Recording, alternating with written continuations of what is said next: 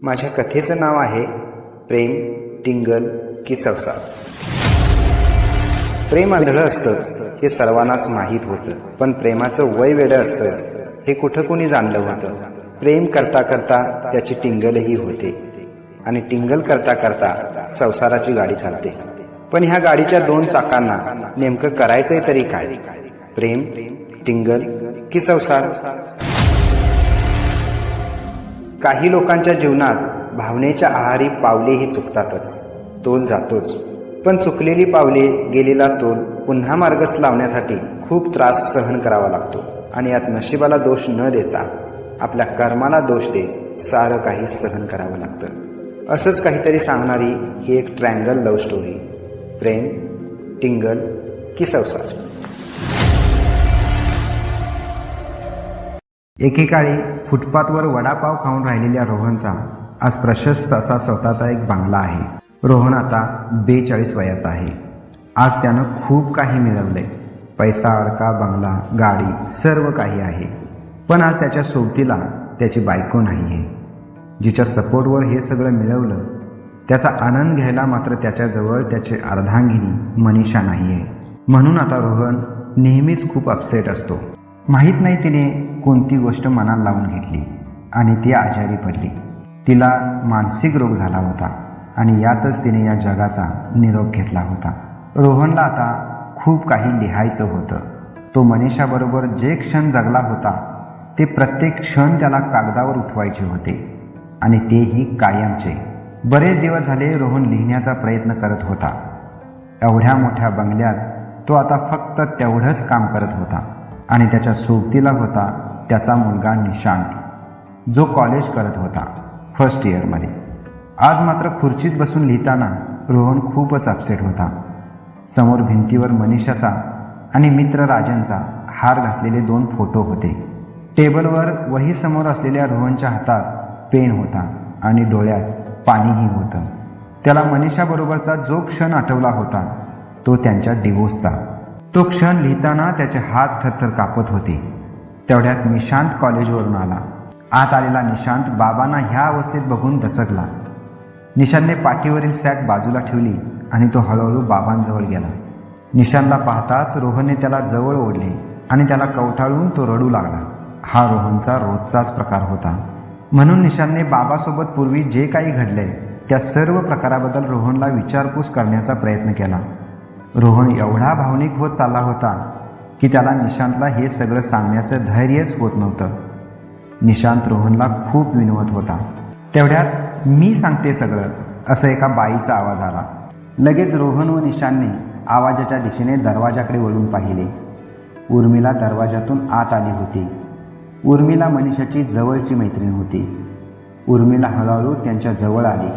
निशांत बाबाजवळून लगेच उठला आणि उर्मिला जवळ आला. तिला म्हणाला, आंटी प्लीज, बाबा असे का वागताहेत हे मला आता फक्त तूच सांगू शकतेस. प्लीज तू सगळं काही सांग मला ते सगळं ऐकायचं आहे. प्लीज आंटी सांग ना, असं म्हणून तिला विनवू लागला. उर्मिलाने सांगते, सगळं काही सांगते म्हणून निशांतला सांगायला सुरुवात केली. रोहन म्हणजेच तुझे बाबा एक अनाथ मुलगा आहे. एका खेडेगावातून कोल्हापूर शहरात आलेला. आईवडिलांचा एकुलता एक मुलगा. अपघातात आई वडील गेल्यानंतर कोणाचाही सहारा न घेता कष्टाने मिळवण्यासाठी तो वयाच्या 8व्या वर्षापासूनच शहरात आलेला.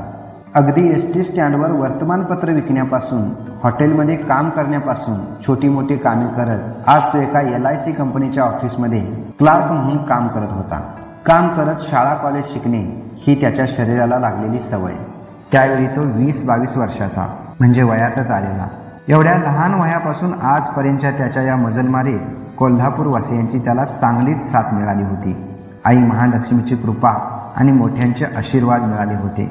छत्रपती शाहू महाराजांची ख्याती असलेल्या कोल्हापूरची संस्कृतीच अशी वेगळी.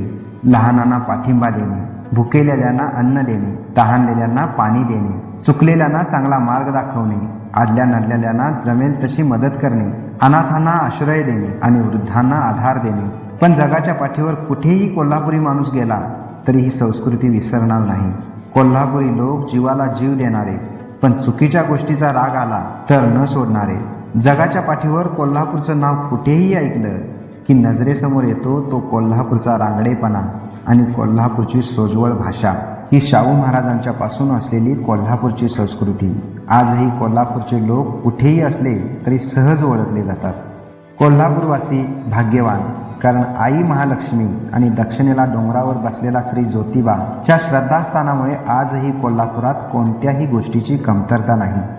आणि अशा शहरात वाढलेला रोहन वेळोवेळी देवाचे आभार मानायचा, कारण या शहराने त्याला खूप काही शिकवलं होतं. रोहन साधा, सरळ, स्वभावाने एकदम सज्जन, मनाने निर्मळ, मूक बोलाने सारं काही सहन करणारा, देवावर श्रद्धा आणि विश्वास ठेवणारा. त्याच्यासाठी एखादी वाईट घटना घडली तर तो नशिबाला दोष न देता, दुःख करून न घेता ते घडणारच होतं असं मानून दुःख विसरून जायचा. सकाळी स्नान केल्यानंतर महालक्ष्मीचं दर्शन घ्यायचं आणि मगच कामाला सुरुवात करायची, हा त्याचा नित्यक्रम. सुट्टीच्या दिवशी तो रंकाळा, जुना राजवाडा, न्यू पॅलेस, शहरातील इतर आकर्षक ठिकाणी फिरायचा. नवीन नवीन लोकांच्या ओळखी करायचा. साध्या सरळ स्वभावाचा रोहन सर्वांनाच आवडायचा. तो ज्या कॉलनीत भाड्याच्या रूममध्ये राहायचा ती कॉलनी त्याच्यामुळेच नेहमीच समाधानी असायची. कॉलनीतील लोक त्याला जवळ करायचे. त्याची एखाद्याला समजून सांगण्याची पद्धत वेगळीच होती. राग, दुःख, द्वेष त्याच्या चेहऱ्यावर कधीच दिसायचं नाही. त्याने संपूर्ण गीता वाचली होती आणि आत्मसातही केली होती. त्यामुळे भगवान श्रीकृष्णाचे विचार त्याच्या नसानसात भिनले होते. त्याचे प्रेमळ विचार लोकांना पटायचे आणि लोक त्याला खूप प्रेम द्यायचे. असंच एक दिवशी संध्याकाळी रंकाळा तलावावर फिरताना त्याच्या डोक्यात एक विचार आला. नोकरीतून पार्ट टाइम जॉब म्हणून छोटी कटलरी शॉपी टाकण्याचा. त्याने त्याचा विचार अंमलात आणला आणि लगेच त्याच कॉलनीत एक नवीन कटलरी शॉपी टाकली. आता कटलरी शॉपी म्हटलं की मुलींचा, तरुणींचा झुंड या शॉपीकडे वळलेला असतोच असतो. रोहनची कटलरी शॉपी चांगली चालू लागली. शॉपीत येणाऱ्या तरुणींच्या झुंडामध्ये 2 तरुणी नेहमीच असायच्या, एक उर्मिला आणि दुसरी मनीषा. उर्मिला याच कॉलनीत पण दुसऱ्या गल्लीत राहायची, पण मनीषा एका खेडेगावातून आपल्या मावशीकडे अगदी लहानपणापासूनच शाळेला आली होती. मनीषाचे शालेय जीवनापासूनचे ते आत्तापर्यंतचे शिक्षण मावशीकडेच चालू होते. मनीषा आणि उर्मिला एकाच कॉलनीत जवळ राहिल्याने अगदी बालपणापासूनच्या जवळच्या मैत्रिणी होत्या. दोघी एकमेकींपासून कधीच अलग नसायच्या. कॉलेज, पिकनिक, अभ्यास सगळ्या गोष्टीत एकत्र होत्या. त्या दोघी रोहनच्या शॉपीत दररोज खरेदी करायच्या असं नाही, पण दोघीही सुंदर चेहऱ्याच्या रोहनला पाहण्याचं नेत्रसुख मात्र नेहमीच घ्यायच्या. आता निसर्गाच्या नियमानुसार जेवढ्या व्यक्ती तेवढ्या प्रवृत्ती, त्यामुळे दोघींचे स्वभाव वेगवेगळे असणार यात काही शंकाच नाही. उर्मिला स्वभावाने थोडी चंचल मनाची होती, तर मनीषा तशी निस्वार्थी, वैचारिक, स्वभावाने साधी सरळ, पण म्हणतात ना संगतीचा परिणाम. उर्मिलाच्या सानिध्यात राहून मनीषा तिच्या स्वभावाशी जुळत गेली होती. मनात आणलं तर मनीषा मन कंट्रोल करणारीही होती, पण उर्मिला चपळ आणि हट्टी स्वभावाची असल्याने ती स्वतःच्या मनाच्या विचारांनाच प्राधान्य द्यायची. आता उर्मिला आणि मनीषा रोजच रोहनच्या शॉपीवर जात होत्या. त्या दोघी रोहनला बघून टाइमपास करायच्या की त्याची टिंगल करायच्या ते त्यांच्या मनालाच ठाऊक. पण त्यांच्या रोजच्या येण्याने रोहन चांगलाच त्यांच्या ओळखीचा झाला होता. पुढे ओळखीचं रूपांतर मैत्रीत झालं. दोघीही अगदी रोहनच्या जवळ येऊ लागल्या होत्या. त्याच्याशी गप्पा गोष्टी विनोद करू लागल्या होत्या. आता त्या शॉपी व्यतिरिक्त त्याला बागेतही भेटू लागल्या होत्या. रोहनलाही चांगल्या मैत्रिणी मिळाल्या होत्या. यापूर्वी मनाने खुलून मन मोकळेपणाने त्याच्याशी बोलणारं कोणीच नव्हतं, आणि त्यातच त्याला ह्या दोघी मैत्रिणी मिळाल्या होत्या.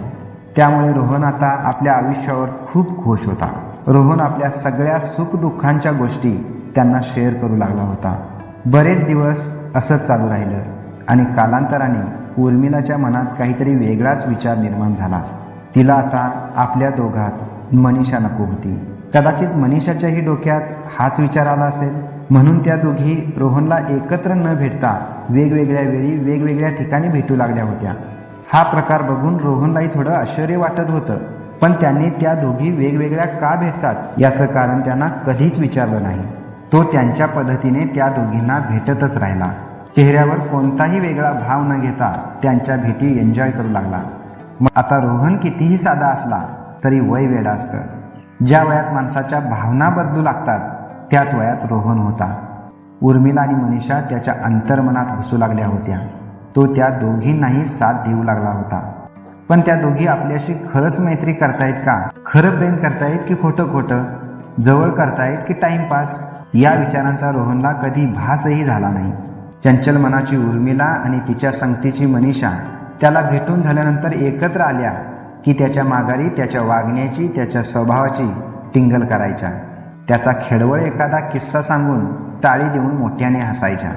रोहन दोघींच्याही प्रेमात वेडा झाला होता. पण आता त्याच्यासमोर प्रश्न होता, तो आयुष्याची जोडीदार म्हणून कुणाला निवडायचं. रोहन आता सतत याच विचारात राहू लागला होता. मला ती आवडली असली तरी खरंच मी तिला आवडेल का?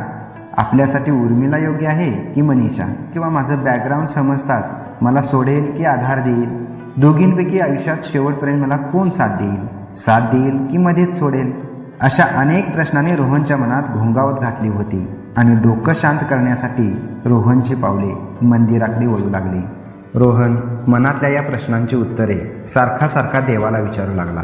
पण देव तो सांगून थोडंच देत असतो. तो तर अनुभवातून आणि दृष्टांतातून देत असतो. रोहनला काही दिवस काही कळलं नाही. तो सुन्न मनाने दोघींच्याही पद्धतीने राहिला. सुंदर चेहऱ्याच्या उर्मिला आणि मनीषा यांच्याही भावना बदलल्या. त्यांचंही मन बदललं. सुंदर मनाच्या, सुंदर चेहऱ्याच्या रोहनमध्ये त्या चांगल्याच मग्न झाल्या होत्या. रोहनची टिंगल आणि टाइमपास करणाऱ्या दोघी खरंच त्याच्या प्रेमात वेड्या होत चालल्या होत्या. आता मात्र त्या दोघी एकत्र होऊन त्याला कधीच भेटत नव्हत्या. तिघेही एवढे पुढे गेले होते की एकमेकांना स्पर्श करण्यासाठी क्षणात तयार होतील. उर्मिला आणि मनीषा रोहनला बिलगण्यात किंवा रोहन मनीषा आणि उर्मिलाला बिलगण्यात क्षणांचाही विलंब लागला नसता. एवढे ते एकमेकांच्या जवळ आले होते. पण तिघेही एकमेकांना दचकून थांबायचे आणि फक्त स्पर्शाच्या कल्पनेतच मोहून जायचे. पुढचं पाऊल चुकण्यापेक्षा आजपर्यंत त्याच्याशी प्रेमाचं नाटक करणाऱ्या मनीषाला रोहनला आपला जीवनसाथी बनवावं असं वाटलं. म्हणून एक दिवस बागेत मनीषाने स्वतःच रोहनला प्रपोज केली आणि त्याच वेळी नेमकं उर्मिलाने हे सगळं लांबून पाहिलं होतं. मनीषाने रोहनला केलेलं प्रपोज बघून उर्मिलाला खूप राग आला होता. मनीषाच्या प्रपोजला रोहननेही अगदी मनापासून होकार दिला होता आणि मनीषाच्या चेहऱ्यावर समाधानकारक हास्याचे कारंजे फुलले होते. दुरून उर्मिला हा सर्व प्रकार पाहतच होती. बातचीत संपल्यानंतर आनंदाने रोहनने मनीषाचे चुंबन घेतले. हा स्पर्श मात्र खूप खोल होता. दोघेही एकमेकांच्या अंतर्मनात घुसले होते. भान हरपून दोघेही एकमेकात मग्न झाले होते. पण दुरून पाहणाऱ्या उर्मिलाच्या रागाचा पारा मात्र खूप चढला होता. उर्मिलाचा चेहरा रागाने लाल बुंद झाला होता. रोहन व मनीषा भानावर आले आणि एकमेकांपासून थोडेसे दूर झाले. हा स्पर्श दोघांच्याही मनाला काहीतरी सांगून गेला होता. आता मात्र दोघेही लाजले होते, कारण त्यांनी असा स्पर्श यापूर्वी कधीच केला नव्हता. बराच वेळ असाच निघून गेल्यानंतर दोघेही पुन्हा एकमेकांच्या जवळ आले. रोहन तिच्या डोळ्यात पाहत तिला आय लव्ह यू म्हणाला. मनीषाने क्षणभर त्याच्याकडे पाहिलं आणि गपकन त्याला मिठी मारून आय लव्ह यू टू म्हणाली. काही वेळाने त्यांनी एकमेकाची मिठी सोडली. काही क्षण एकमेकाकडे पाहिलं आणि दोघेही क्षणभर हसले. रोहन कामाची वेळ झाल्याने तिला बाय करून तिथून निघून गेला. मनीषा मात्र अजूनही त्याच्या स्पर्शातच मोहून होती. मनीषा बाजूच्या बाकावर बसली. तिच्या डोळ्यासमोर रोहनचे चुंबन होते. मनीषा डोळे झाकून रोहनच्या बाहुपाशातल्या स्वप्नात होती. काही वेळाने तिने डोळे उघडले, समोर पाहिलं आणि ती अचानक दचकली. तिच्या समोर उर्मिला उभी होती. उर्मिला तिला महाकालीच्या रुद्र अवतारात अंगावर एकदम धावून आल्यासारखी वाटली. उर्मिला तिच्याकडे एवढ्या रागाने पाहत होती. उर्मिलाचा लालबुंद चेहरा, तिच्या डोळ्यातला क्रोध काहीतरी विचित्र घडल्याचा पुरावा देत होता. मनीषाने तिला शांतपणे काहीतरी विचारण्याचा प्रयत्न केला, पण उर्मिला आता एवढी चिडली होती की ती मनीषालाही काय बोलते हे तिलाच कळत नव्हतं. मनीषा तिला सभ्यपणे रागाचं कारण विचारत होती, पण उर्मिला मात्र उद्धटपणे तिच्याशी बोलत होती. त्यांच्या चर्चेला हळूहळू भांडणाचं स्वरूप आलं आणि हळूहळू विषय उलगडत गेला. मनीषाने रोहनला केलेल्या प्रपोजवरून उर्मिला व मनीषामध्ये खूप मोठं भांडण झालं. मनीषाला फसून रोहनला आपल्या जाळ्यात ओढण्याचा उर्मिलाचा प्लॅन फसला होता. भांडणाचं स्वरूप एवढं वाढलं होतं की त्या दोघींनी एकमेकींना मारझोडही केली. कोंबडीच्या झुंजीसारख्या झुंजणाऱ्या त्या दोघींना आजूबाजूच्या लोकांनी बाजूला केलं. दोघी अलग अलग मार्गाने निघून गेल्या. आजपर्यंतच्या त्यांच्या एकत्र मैत्रीला तडा गेला होता. मैत्रीचं रूपांतर दुश्मनीत झालं होतं. एकमेकींपासून कधीच दूर नसणाऱ्या दोघी मैत्रिणी एकमेकींपासून कायमच्या दूर झाल्या, आणि तेही एकमेकींचा बदला घेण्याचा डाव डोक्यात ठेवून. म्हणून मैत्री कितीही जवळची असली तरी मनातल्या भावनांचा खेळ मनाशीच खेळावा. रोहनच्या भावनांशी खेळणारी उर्मिला आता मनीषा आणि रोहनपासून कायमची दूर गेली होती. रोहनला मनीषा आणि उर्मिलाच्या भांडणाबद्दल काही कळलं नाही. रोहनही मनीषामध्ये एवढा गुंतला होता की त्याने पुन्हा उर्मिलाबद्दल तिलाही कधी विचारलं नाही. उर्मिला रोहनपासून दूर झाली असली तरी तिला रोहनबरोबरची मैत्री आठवत राहिली होती. आपण दोघींनीही रोहनच्या प्रेमात खरोखर न पडता त्याला फक्त खेळवत राहायचं असं ठरलं असताना मनीषा असं वागलीच कशी हेच उर्मिलाला कळलं नाही. ती नेहमी याच विचारात राहायला लागली. प्रेम आंधळं असतं हे फक्त मनीषानेच जाणलं होतं. वेळ आणि संधी साधून मनीषाने रोहनवर डाव टाकला होता. उर्मिलाच्या नादाने रोहनच्या भावनांशी खेळता खेळता कधी ती त्याच्या प्रेमात पडली हे तिचं तिलाही कळलं नाही. एका रात्री उर्मिला रोहनच्या स्वप्नात आली आणि त्याला आता उर्मिलाची आठवण आली. दुसऱ्या दिवशी त्याने मनीषाला भेटून उर्मिलाची माहिती विचारली. तेव्हा मनीषाने रोहनला उर्मिलाबद्दलची सारी हकीकत स्पष्टच सांगितली आणि त्या दोघींमधला फरक रोहनच्या लक्षात आला. मग लगेचच रोहनने मनीषाच्या मावशीला भेटून लग्नाची चर्चा केली.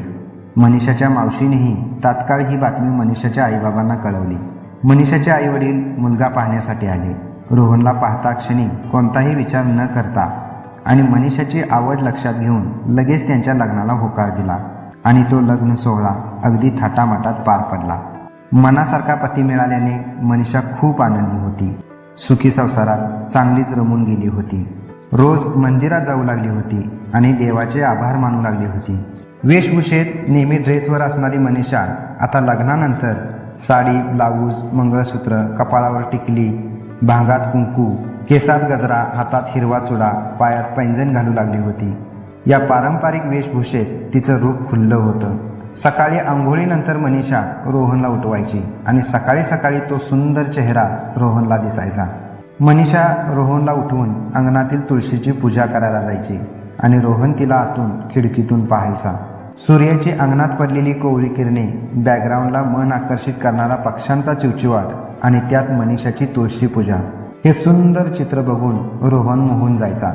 त्या चित्रात तो एवढा मग्न व्हायचा की क्षणभर तो स्वतःलाही विसरून जायचा. असं रोज तिला बघूनच त्याच्या दिवसाची सुरुवात व्हायची. त्यामुळे त्याचा दिवस अगदी आनंदात जायचा. रोहनला तो सौंदर्याचा तोफा मिळाला होता. संस्कृतीने सुसज्ज मिळालेल्या आयुष्याच्या जोडीदारणीमुळे रोहन स्वर्ग सुखात होता. बघता बघता दिवस रात्र झपाट्याने जाऊ लागले. दरम्यान दोघात भांडण, तंटा, रुसणे, फुगणे चालूच होते. संसार म्हटल्यावर भांड्याला भांडं लागायचंच. एकाने पसरायचं आणि दुसऱ्याने सावरायचं. एखाद्या वेळी मनीषा काही कारणाने नाराज झालीच तर प्रेमाचे प्रतीक गुलाबाचे फूल देऊन तो तिला बिलगायचा आणि त्याच्या स्पर्शात मनीषा सारं काही विसरून जायची. तिचा वाढदिवस तर तो आवर्जून लक्षात ठेवायचा आणि नेहमी मनीषाला सरप्राईज करायचा. अशातच 2 वर्ष पटकन कधी निघून गेले त्यांचं त्यांनाच कळलं नाही आणि दोघांना सुखाचा गोडवा देणारं छानसं बाळ मनीषाच्या पोटी जन्माला आलं. रोहनला मुलगा झाला. त्यांचा आनंद गगनात मावेनासा झाला. बघता बघता दिवस निघून गेले आणि रोहनचा मुलगा निशांत मोठा होऊ लागला. मध्यंतरीच्या काळात उर्मिलाला पश्चाताप झाल्याने तिच्यात बरीच सुधारणा झाली होती. ती श्रीमंत घराण्यातली असली तरी वयाने खूप मोठी झाली होती. तरीही तिचं लग्न झालं नव्हतं. आता खट्याळ वागणारी उर्मिला देवपूजा, रोज मंदिरात जाणे, सभ्यपणे सामंजस्यपणाने व्यवहार करणे, कोणाला वाईट बोलणे नाही अशी वागू लागली होती. पण वयाने वाढत चाललेल्या उर्मिलाला लग्नासाठी कोणतंही स्थळ जमेना. देवावर श्रद्धा ठेवून बसलेल्या उर्मिलाची शेवटी देवालाही दया आली आणि तिचं नशीब चमकलं. खूप मोठ्या एका बिझनेसमनशी तिचा योग जुळून आला. बिझनेसमन राजन खूप मोठा श्रीमंत माणूस, पण श्रीमंत असला तरी सज्जन माणूस. एवढा पैसा असूनही उतावळा नाही, मनाने भोळा, सदैव दुसऱ्याला मदत करणारा, आई वडिलांचा एकुलता एक लाडका मुलगा. त्याच्या चेहऱ्यावर कधीच राग नाही. आई वडिलांचे जिद्दीने ध्येय पुरवणारा, सगळ्यांचा आवडता असा हा राजन. राजन लग्नाच्या वयात असताना बाबांच्या बिझनेसमध्ये हळूहळू गुंतला होता. राजनने बाबांचा बिझनेस हातात घेतला होता, त्यामुळे त्याचे बाबा आनंदात होते. पण काही काळाने त्याच्या बाबांचे दीर्घ आजाराने निधन झाले आणि संपूर्ण जबाबदारी राजनच्या अंगावर पडली. बाबांच्या दुःखद निधनाने राजन थोडा डिप्रेशनमध्ये गेला. त्या दुःखातून सावरण्यासाठी त्याला खूप वेळ लागला. बाबा हयात असताना त्याने राजनला जराही कधी दुःखाची जाणीव करून दिली नव्हती. त्यामुळे बाबांच्या जाण्याने राजनला एक मोठा दुःखद धक्का बसला होता. नातेवाईकांच्या समजवण्यावरून तो पुन्हा हळूहळू पूर्ववत होऊ लागला होता. राजन बाबांच्या बिझनेसमध्ये एवढा गुंतला होता की त्याचंही लग्नाचं वय आता टळून गेलं होतं आणि वयाने पुढे गेलेल्या राजन आणि उर्मिलाचा त्याच्यामुळेच लग्नाचा योग जुळून आला होता. बघता बघता एके दिवशी वेळ न दवडता उर्मिला व राजनचा लग्न सोहळा थाटामाटात पार पडला. उर्मिलाने उंबऱ्यावर ठेवलेल्या तांदळाचे माप ओलांडून एका नव्या जीवनात प्रवेश केला. त्या घरची ती लक्ष्मी बनली होती. सर्व नातेवाईक उर्मिलाला आपुलकीने प्रेमाने जवळ करत होते, तिचे लाड करत होते. वयातून पुढे गेलेल्या राजनचे लग्न पार पडल्याने राजनचे सर्व नातेवाईक सुटकेचा एक श्वास सोडल्यासारखे समाधानी होते. काही दिवसातच राजनचे सर्व मित्रपरिवार पाहुणे यांच्याशी उर्मिलाची ओळख झाली. उर्मिला सुखात नांदू लागली होती. आपल्या संसारात चांगलीच रमली होती. वर्षानुवर्षे भरभर गेली, पण उर्मिलाला काही मूल झालं नाही. त्यामुळे उर्मिला आणि राजन नाराज राहू लागले. मूल होणं हा पती पत्नीमधला एक आनंदाचा क्षण असतो. त्यांच्या प्रेमाचा देवाने दिलेला तो एक खजिना असतो, जो खजिना खूप मोठं सुख देऊन जातो. पण हा खजिना त्यांच्या नशिबी आहे की नाही हेच त्यांना समजेना. राजन आणि उर्मिलाचे डॉक्टरी उपाय चालूच होते. मूल नाही झालं तर सासरी खूप मोठा जाच होतो, छळ होतो, किंवा माहेरी नेहमीच जावं लागतं, किंवा याच घरी राहूनही मान सन्मान मिळणार नाही. या सगळ्या विचारांनी उर्मिलाचं डोकं सुन्न झालं होतं. तिचं स्वयंपाकघरातल्या कुठल्याच कामात मन लागेना. वेळाने लग्न होऊन सुद्धा सारं काही सुरळीत चालू असतानाही देवाने एक पाय मोडून ठेवल्यासारखी अवस्था उर्मिलाची झाली होती.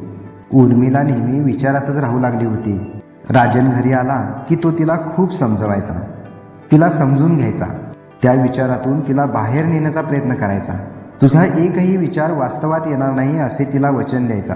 पण स्त्री ती स्त्री, मुलाशिवाय कशी गप्प बसणार? एवढ्या मोठ्या महालासारख्या राजवाड्यात ही तीनच माणसे राहत होती, राजन, राजनची आई आणि उर्मिला.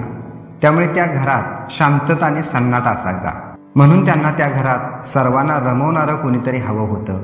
सर्वांना त्या घरात लहान मुलाचा आवाज ऐकायचा होता. लहान मुलाचे रडणे, हसणे, बोबडे बोलणे, त्याच्या पावलांचा आवाज, मुलाचे दुडदुडू चालणे, खेळताना पडणे, हट्टाने काहीतरी मागणे हे पाहायचे होते. नातवांना मांडीवर घेऊन त्यांच्याबरोबर खेळणं हे राजनच्या बाबांचं स्वप्न हुकलं होतं. राजनचे बाबाही अस्तित्वात नव्हते आणि आता त्यांचे स्वप्नही. राजन खूपच अपसेट होता. राजनची आई सुशिक्षित होती, सुसंस्कृतीने सुसज्ज होती, समजदार होती. तिने राजनवर खूप चांगले संस्कार केले होते. सारं काही एकुलता एक मुलगा राजनच्या मनावर होतं. पण एवढ्या वर्षी घरी पाळणा हल्ला नाही याचंच सर्वांना आश्चर्य वाटायचं. काय करायचं ह्या इस्टेटीचं? कुळाला वंश तर हवाच या विचारात राजनची आईही राहायची. पण तिने कधी आपल्या चेहऱ्यावर ते भाव कोणाला दाखवलेच नाही. उर्मिलालाही काय करावे सुचत नव्हते. ही एवढी मोठी लोक स्वतःच्या मुलीसारखं मला समजून तरी कशी घेतात याचंच आश्चर्य उर्मिलाला वाटायचं. ती देवाचे खूप आभार मानायची. राजन ही अजून खूप वेळ आहे म्हणून आईला समजवायचा. राजनची आई राजनला समजून घ्यायची, पण मोठमोठ्या डॉक्टरांना भेटण्याची त्याला सल्ला द्यायची. रात्रभर उर्मिला आणि राजन चर्चा करू लागले. बऱ्याचशा हॉस्पिटलांना भेटी दिल्या, डॉक्टरी चेकअप झालं. काही दिवसातच रिपोर्ट्स आले आणि दोघांनाही आश्चर्याचा धक्काच बसला. दोष राजनमध्ये सापडला होता. राजनच्या डोळ्यात अश्रू सरसावले. उर्मिला तर असह्य दुःखाने रडायलाच लागली होती. राजनच्या डोळ्यातील अश्रू थांबता थांबत नव्हते, पण राजन अश्रू लपवून सारं काही सहन करत राहिला. उर्मिला तर त्याच्या कुशीत रडून रडून बेशुद्धच पडली होती. राजनने तिला सावरलं, तिच्या तोंडावर थोडं पाणी मारलं आणि ती शुद्धीवर आली. माझ्याशी एवढं गोडपणे वागणाऱ्या पतीच्या वाट्याला हे असलं काही यावं यावर उर्मिलाचा विश्वासच बसेना. ज्या माणसाला आयुष्यभर कोणाला रागाने बोलता नाही आलं, ज्याच्या चेहऱ्यावर कधीच राग नाही, किती दुःख असलं तरी नेहमी हसतमुख चेहरा, जणू श्रीकृष्णाचा अवतारच, कोणाचा साधा अपमान करता नाही आला ह्या माणसाला. उलट कोणी अपमान केला तर गप गुमान गप बसायचं, पण मागे नाही बोलायचं.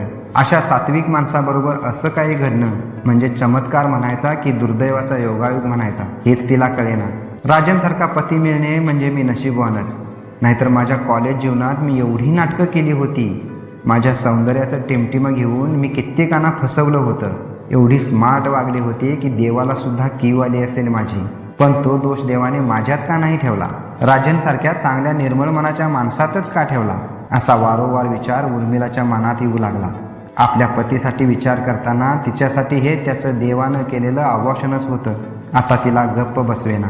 तिच्या या बेचैन अवस्थेत ती काय करते हे तिलाच उमजेना. आता देवाला हा जाब विचारण्यासाठी ती मंदिराच्या पायऱ्या चढली. देवाच्या मूर्तीसमोर उर्मिला खूप रडली. तिने देवाला खूप विनवलं, राजनला या जन्मात नाही तर पुढच्या जन्मात तरी चांगलं सुख दे. 7 जन्मी त्याला माझ्यासारखी पत्नी मिळो या ना मिळो, पण मला राजनच 7 जन्मी म्हणून पती हवा. तिने आपलं मन देवासमोर मोकळं केलं. उर्मिला आपले डोळे पुसून मागे वळून निघाली आणि एकदम दचकली.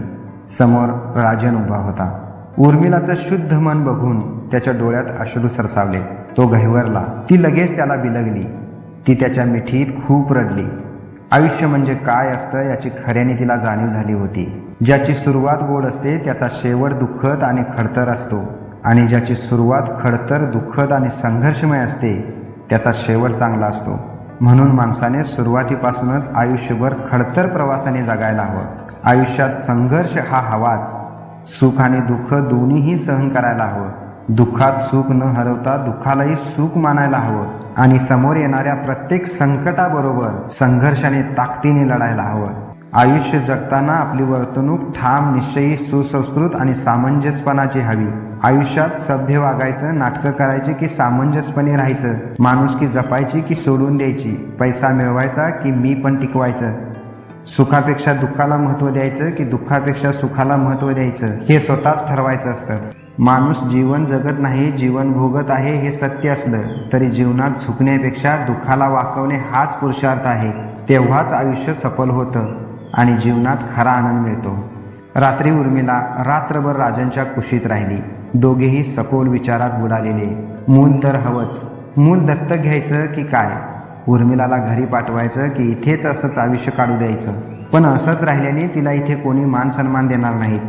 ही घटना तर अजून फक्त दोघांनाच माहीत. राजनला काय करावं काहीच सुचेना. त्याचं मन कशातच रमेना. न राहून काहीतरी राजन बोलणार तोच उर्मिलाचा शब्द आला.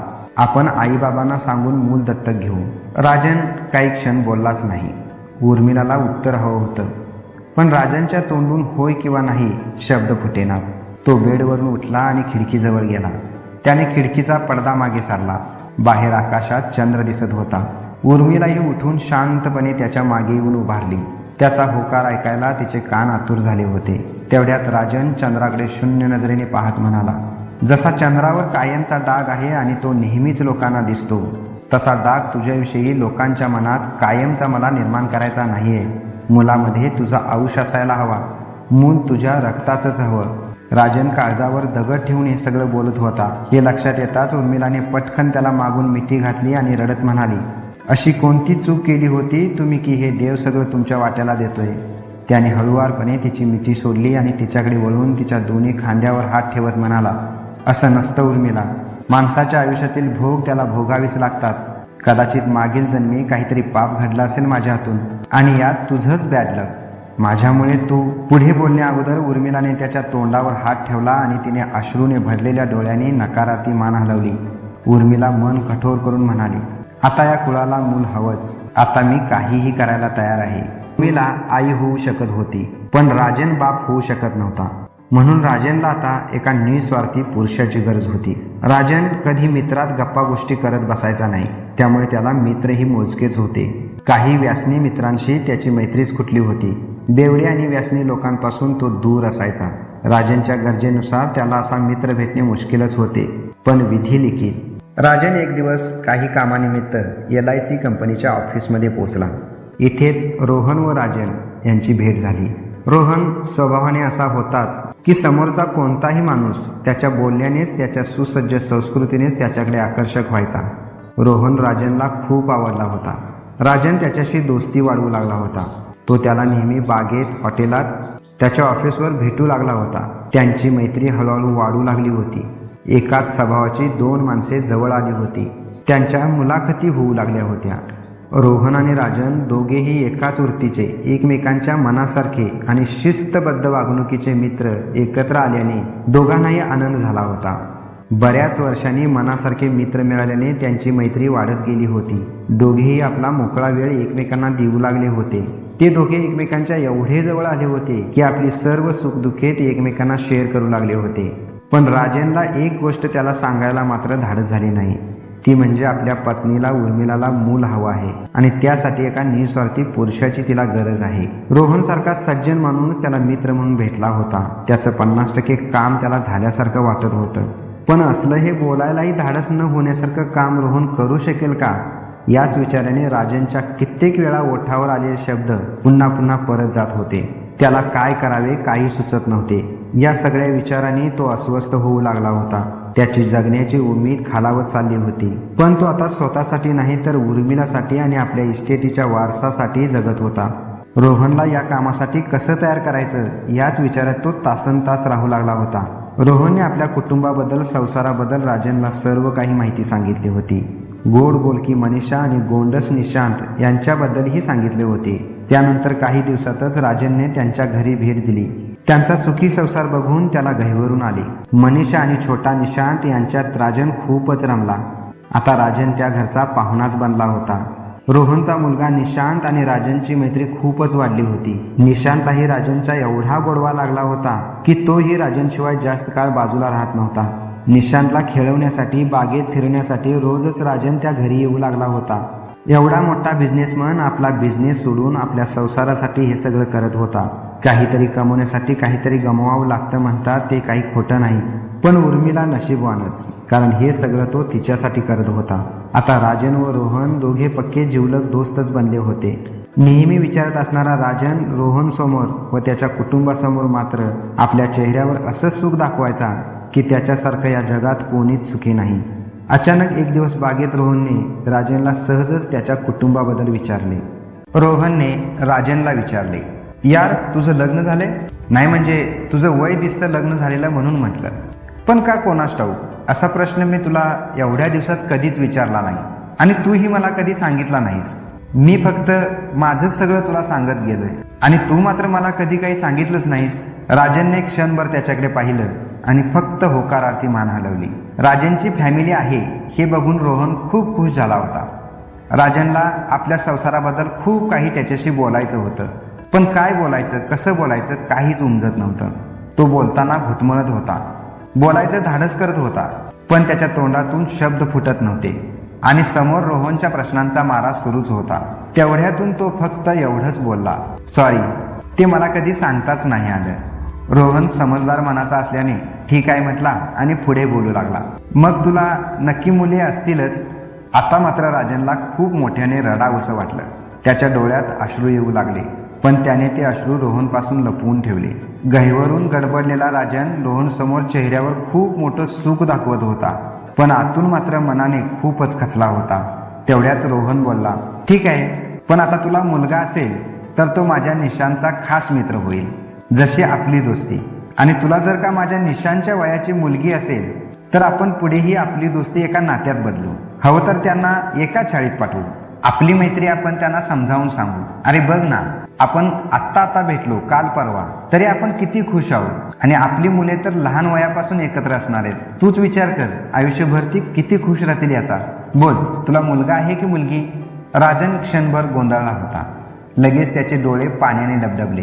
त्याने रोहनकडे बघत अश्रूसमवेत अल्पहास्य केले. रोहनला मात्र त्याचा काहीच अर्थ कळला नाही. रोहनलाही थोडंसं वेगळं वाटलं, म्हणून तो म्हणाला, अरे यार, तुझ्या डोळ्यात लगेच पाणी? ठीक आहे, तुला पसंत नसेल तर जाऊ दे ना, त्यात एवढं काय मनाला लावून घ्यायचं. सॉरी, तुझं मन दुखवून आपल्या दोस्तीला तडा जाऊ द्यायचा नाही आहे मला. यार, तू मन मोकळेपणाने काही बोलतच नाहीस म्हणून तुझं काही कळतच नाही मला. आता राजनला मूग गिळून गप्प बसणे सहन होईना. त्याने आपले डोळे पुसले आणि रोहन बरोबर विषयाला सुरुवात केली. आपण दोघांनीही सगळं काही केलं असतं रे, पण जिथे भगवंतालाच मान्य नाही तिथे आपले प्रयत्न व्यर्थ आहेत. खूप दिवसांपासून तुला काही बोलायचं होतं मला, पण आज धाडस करतो. राजनने सारी काही हकीकत रोहनला सांगितली आणि रोहनला एक आश्चर्याचा धक्काच बसला. हे सगळं ऐकून रोहनचे कान सुन्न झाले होते. घाईवरलेला रोहन डबडबलेल्या डोळ्याने फक्त राजनकडे पाहतच होता. राजनचा हा क्रिटिकल प्रॉब्लेम रोहनच्या चांगलाच लक्षात आला होता. राजनने आपलं दुःख, आपल्या सर्व संवेदना रोहनला सांगून आपलं मन मोकळं केलं होतं. त्याच्या मनावरचा थोडा बोज हलका झाल्यासारखं त्याला वाटत होतं. पण रोहनने मात्र ही गोष्ट आता खूपच मनाला लावून घेतली होती. रोहनने आयुष्यात पहिल्यांदाच अशा मित्राशी दोस्ती केली होती की ज्याला शेवटच्या श्वासापर्यंत कधीच सोडू नये. इतका सुखी माणूस की समाजाने त्याच्याकडे आदर्श म्हणून बघावं. पण अशाही माणसाकडे एवढं मोठं दुःख असतं हे त्याने आजच जाणलं होतं. माणूस कितीही श्रीमंत असला तरी प्रत्येक माणसाच्या वाट्याला दुःख हे असतंच असतं हे रोहनला आजच समजलं होतं. आपण फक्त आपलंच दुःख जाणवून घेत असतो. दुसऱ्याचं दुःख आपल्याला क्षुल्लक वाटत असतं, कारण समोरचा माणूस आपलं दुःख जाणवून देत नसतो. आपला मित्र एवढ्या मोठ्या संकटात आहे याच्यावर रोहनचा विश्वासच बसेना. रोहनला काय करावे काहीच सुचेना. राजन एवढ्या मोठ्या संकटातून बाहेर निघण्यासाठी आणि पुन्हा तो सुखात येण्यासाठी त्याला काय पर्याय द्यावा याच विचारात रोहन असताना राजन आपले डोळे पुसत रोहनकडे पाहत म्हणाला, माझ्या कुळाला वंश मिळण्यासाठी मला तुझी गरज आहे. करशील का मला मदत? हे वाक्य राजनच्या तोंडून ऐकताच रोहनला आश्चर्याचा एक दुःखद धक्काच बसला. माझ्या जिवलग मित्राला माझी गरज अशा नीच कामासाठी लागेल अशी कल्पना त्याने स्वप्नातही कधी केली नव्हती. रोहनने भरल्या डोळ्यांनी काहीतरी विचारात क्षणभर राजनकडे पाहिले आणि गपकन त्याला मिठी मारली. रोहन त्याच्या मिठीत खूप रडला. प्रसंग रडण्यासारखाच होता. माणूस कितीही सुखी असला तरी दुःखाचा वर्षाव हा असतोच. हे माणसाच्या आयुष्यातलं निसर्गचक्र आहे. जसा उन्हाळा, पावसाळा, हिवाळा एकापाठोपाठ न थांबता येत असतात, तसं सुखापाठोपाठही दुःखाचंही निसर्गचक्र असतं. ते कोणीही थांबवू शकत नाही. रोहनचा निर्णय ऐकायला राजनचे कान आतुर झाले होते. रोहन होय म्हणेल की नाही या विचाराने राजनच्या मनात धाकधुकी होती. माझ्या प्रश्नानंतर रोहनच्या चेहऱ्यावर काय भाव आहे हे पाहायचेही राजनला धाडस होत नव्हती. पण शेवटी विनापर्यायी धाडस करून खूप मोठ्या आशेने राजनने क्षणभर रोहनकडे पाहिले. रोहनने राजनच्या डोळ्यात पाहिले. राजनच्या डोळ्यात आशेचे सक्त भाव दिसत होते. रोहनने स्वतः राजनच्या डोळ्यातील अश्रू पुसले आणि म्हणाला, तुझ्यासाठी असलेलं हे सत्कर्म करायला मी तयार आहे. मला माहीत आहे हे खूप मोठं पाप आहे, याची शिक्षाही खूप मोठी असेल, पण मी ती शिक्षा भोगेन. तुझ्यासाठी करीन मी हे सगळं. यात मी कोणताही स्वार्थीपणा नाही बाळगणार. तुझी शपथ. तुझं काम होताच मी तुझ्यापासून कायमचा दूर जाईन. राजन फक्त ऐकतच उभा होता. त्याच्या डोळ्यासमोर काहीतरी स्वप्न उभारलं होतं. काम झाल्यानंतर राजन व रोहनचा दुरावा एकमेकांना सहन होण्यासारखा नव्हता. पण एका अट्टीवर असे रोहन बोलला आणि राजन त्या स्वप्नातून अचानक बाहेर आला. त्याने झटकन रोहनकडे पाहिले आणि आशेने त्याच्यावर नजर स्थिर केली. लगेच रोहन म्हणाला, मी ही एक सभ्य माणूस आहे. मी ज्या संस्कृतीत वाढलो त्या संस्कृतीचं मला उल्लंघन करायचं नाहीये. हे पाप कर्म मी माझ्या बायकोच्या संमतीशिवाय करणार नाही. राजन बिथरलाच. त्याच्या आशेचा रास झाला, पण काही पर्याय नव्हता. तो त्याच्यावर जबरदस्ती करूच शकत नव्हता. तो नाराजीने फक्त ठीक आहे म्हणाला आणि तिथून निघून गेला. आता उर्मिलाला मूल होण्याचा निर्णय रोहनची पत्नी मनीषावर होता. राजन काही दिवस विचारातच राहिला. रोहनचा कोणताच निर्णय त्याच्या कानावर पडेना. राजन हळूहळू अस्वस्थ होत चालला होता. त्याच्या डोक्यात खूप विचार येत होते. कोणती पत्नी आपल्या पतीला दुसऱ्या स्त्रीशी संबंध ठेवायला संमती देईल? असं होऊच शकत नाही. राजनच्या आशेचा किरण मावळला आणि तो खूपच बेचैन झाला. इकडे रोहनची अवस्था वेगळीच होती. ही असली गोष्ट मनीषाला विचारायची तरी कशी या विचारातच रोहनचे खूप दिवस निघून गेले होते. त्याच्या नजरेसमोर राजनची होत असलेली अवस्थाही येत होती. त्या अवस्थेचं चित्र मनीषाला विचारायला त्याला धाडस देत होतं. पण मनीषासमोर हा विचार घेऊन जाताच त्याच्या ओठावर आलेले शब्द मागे जात होते. एका रात्री झोपताना न राहून धाडस करून बेडवर ही सगळी हकीकत रोहनने मनीषाला सांगितली आणि तिला म्हणाला, तू हो म्हणालीस तरच मी हे काम करू शकतो, नाहीतर नाही. हे सारं काही ऐकून मनीषा थक्क झाली होती. मनीषाच्या तोंडून त्याला हो किंवा नाही ऐकायचं होतं, पण आता तिच्याकडे बघायचीही धाडस त्याला होत नव्हती. तो कूस बदलून पडून राहिला. आपल्या पतीने दुसऱ्या स्त्रीशी संबंध ठेवण्याची संमती देण्याचा निर्णय देणे म्हणजे हे मनीषासमोर खूप मोठे आव्हानच होते. मनीषाने खूप वेळ विचार केला. रोहनला त्या कामासाठी होकार देण्याचा तिला धाडसच होत नव्हती. पण डोळ्यासमोर राजन भाऊंच्या संसाराचं काय हाही प्रश्न येत होताच. तिची अवस्था इकडे आड तिकडे विहीर अशीच झाली होती. तरीही तिने अशा अवस्थेत एक निर्णय घेतलाच. मनाचा ठाम निश्चय करून तिने रोहनला हाताने आपल्याकडे वळवले. क्षणभर दोघांनी एकमेकांच्या डोळ्यात पाहिले. मनीषाचे डोळे पाण्याने भरलेले होते. रोहनने तिच्या उशाखाली हात घातला.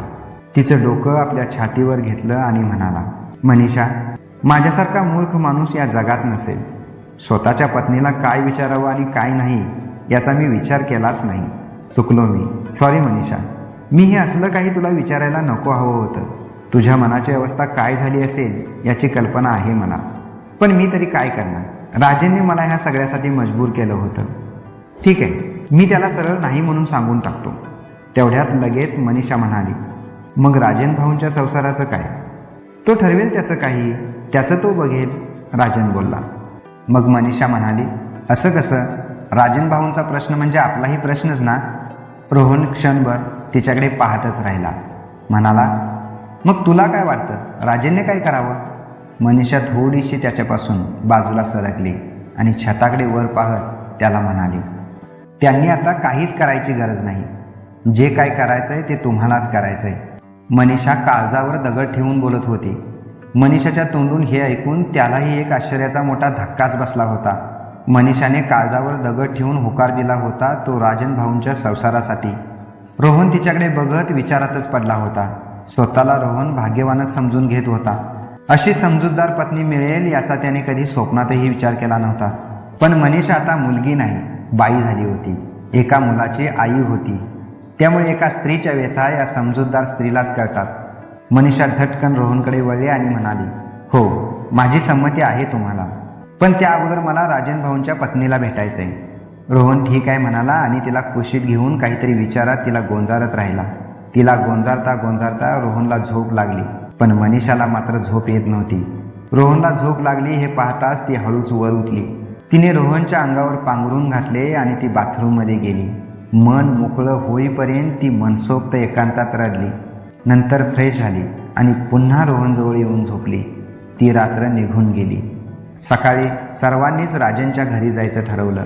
रोहनकडे त्याचं ॲड्रेस कार्ड होतंच, पण कामाच्या व्यापामुळे त्याला त्याच्या घरी जायचा पूर्वी कधी योगच आला नव्हता. रोहन, मनीषा आणि छोटा निशांत राजनच्या घरी रिक्षाने पोहोचले. रिक्षावाल्याचे पैसे देऊन ते रिक्षातून खाली उतरले. संपूर्ण कॉलनी रॉयल दिसत होती. आजूबाजूला मोठमोठ्या बिल्डिंग्स बघून रोहनला आपण चुकीच्या पत्त्यावर आलोय की काय असे वाटले. रोहन मनीषा व निशांतसह एका बंगल्याच्या गेटवर गेला. गेटवर एक वॉचमन उभा होता. त्याने त्या वॉचमनला हातातील ॲड्रेस कार्ड दाखवलं. वॉचमनने कार्ड बघून तो हाच बंगला असल्याचं त्याला सांगितलं.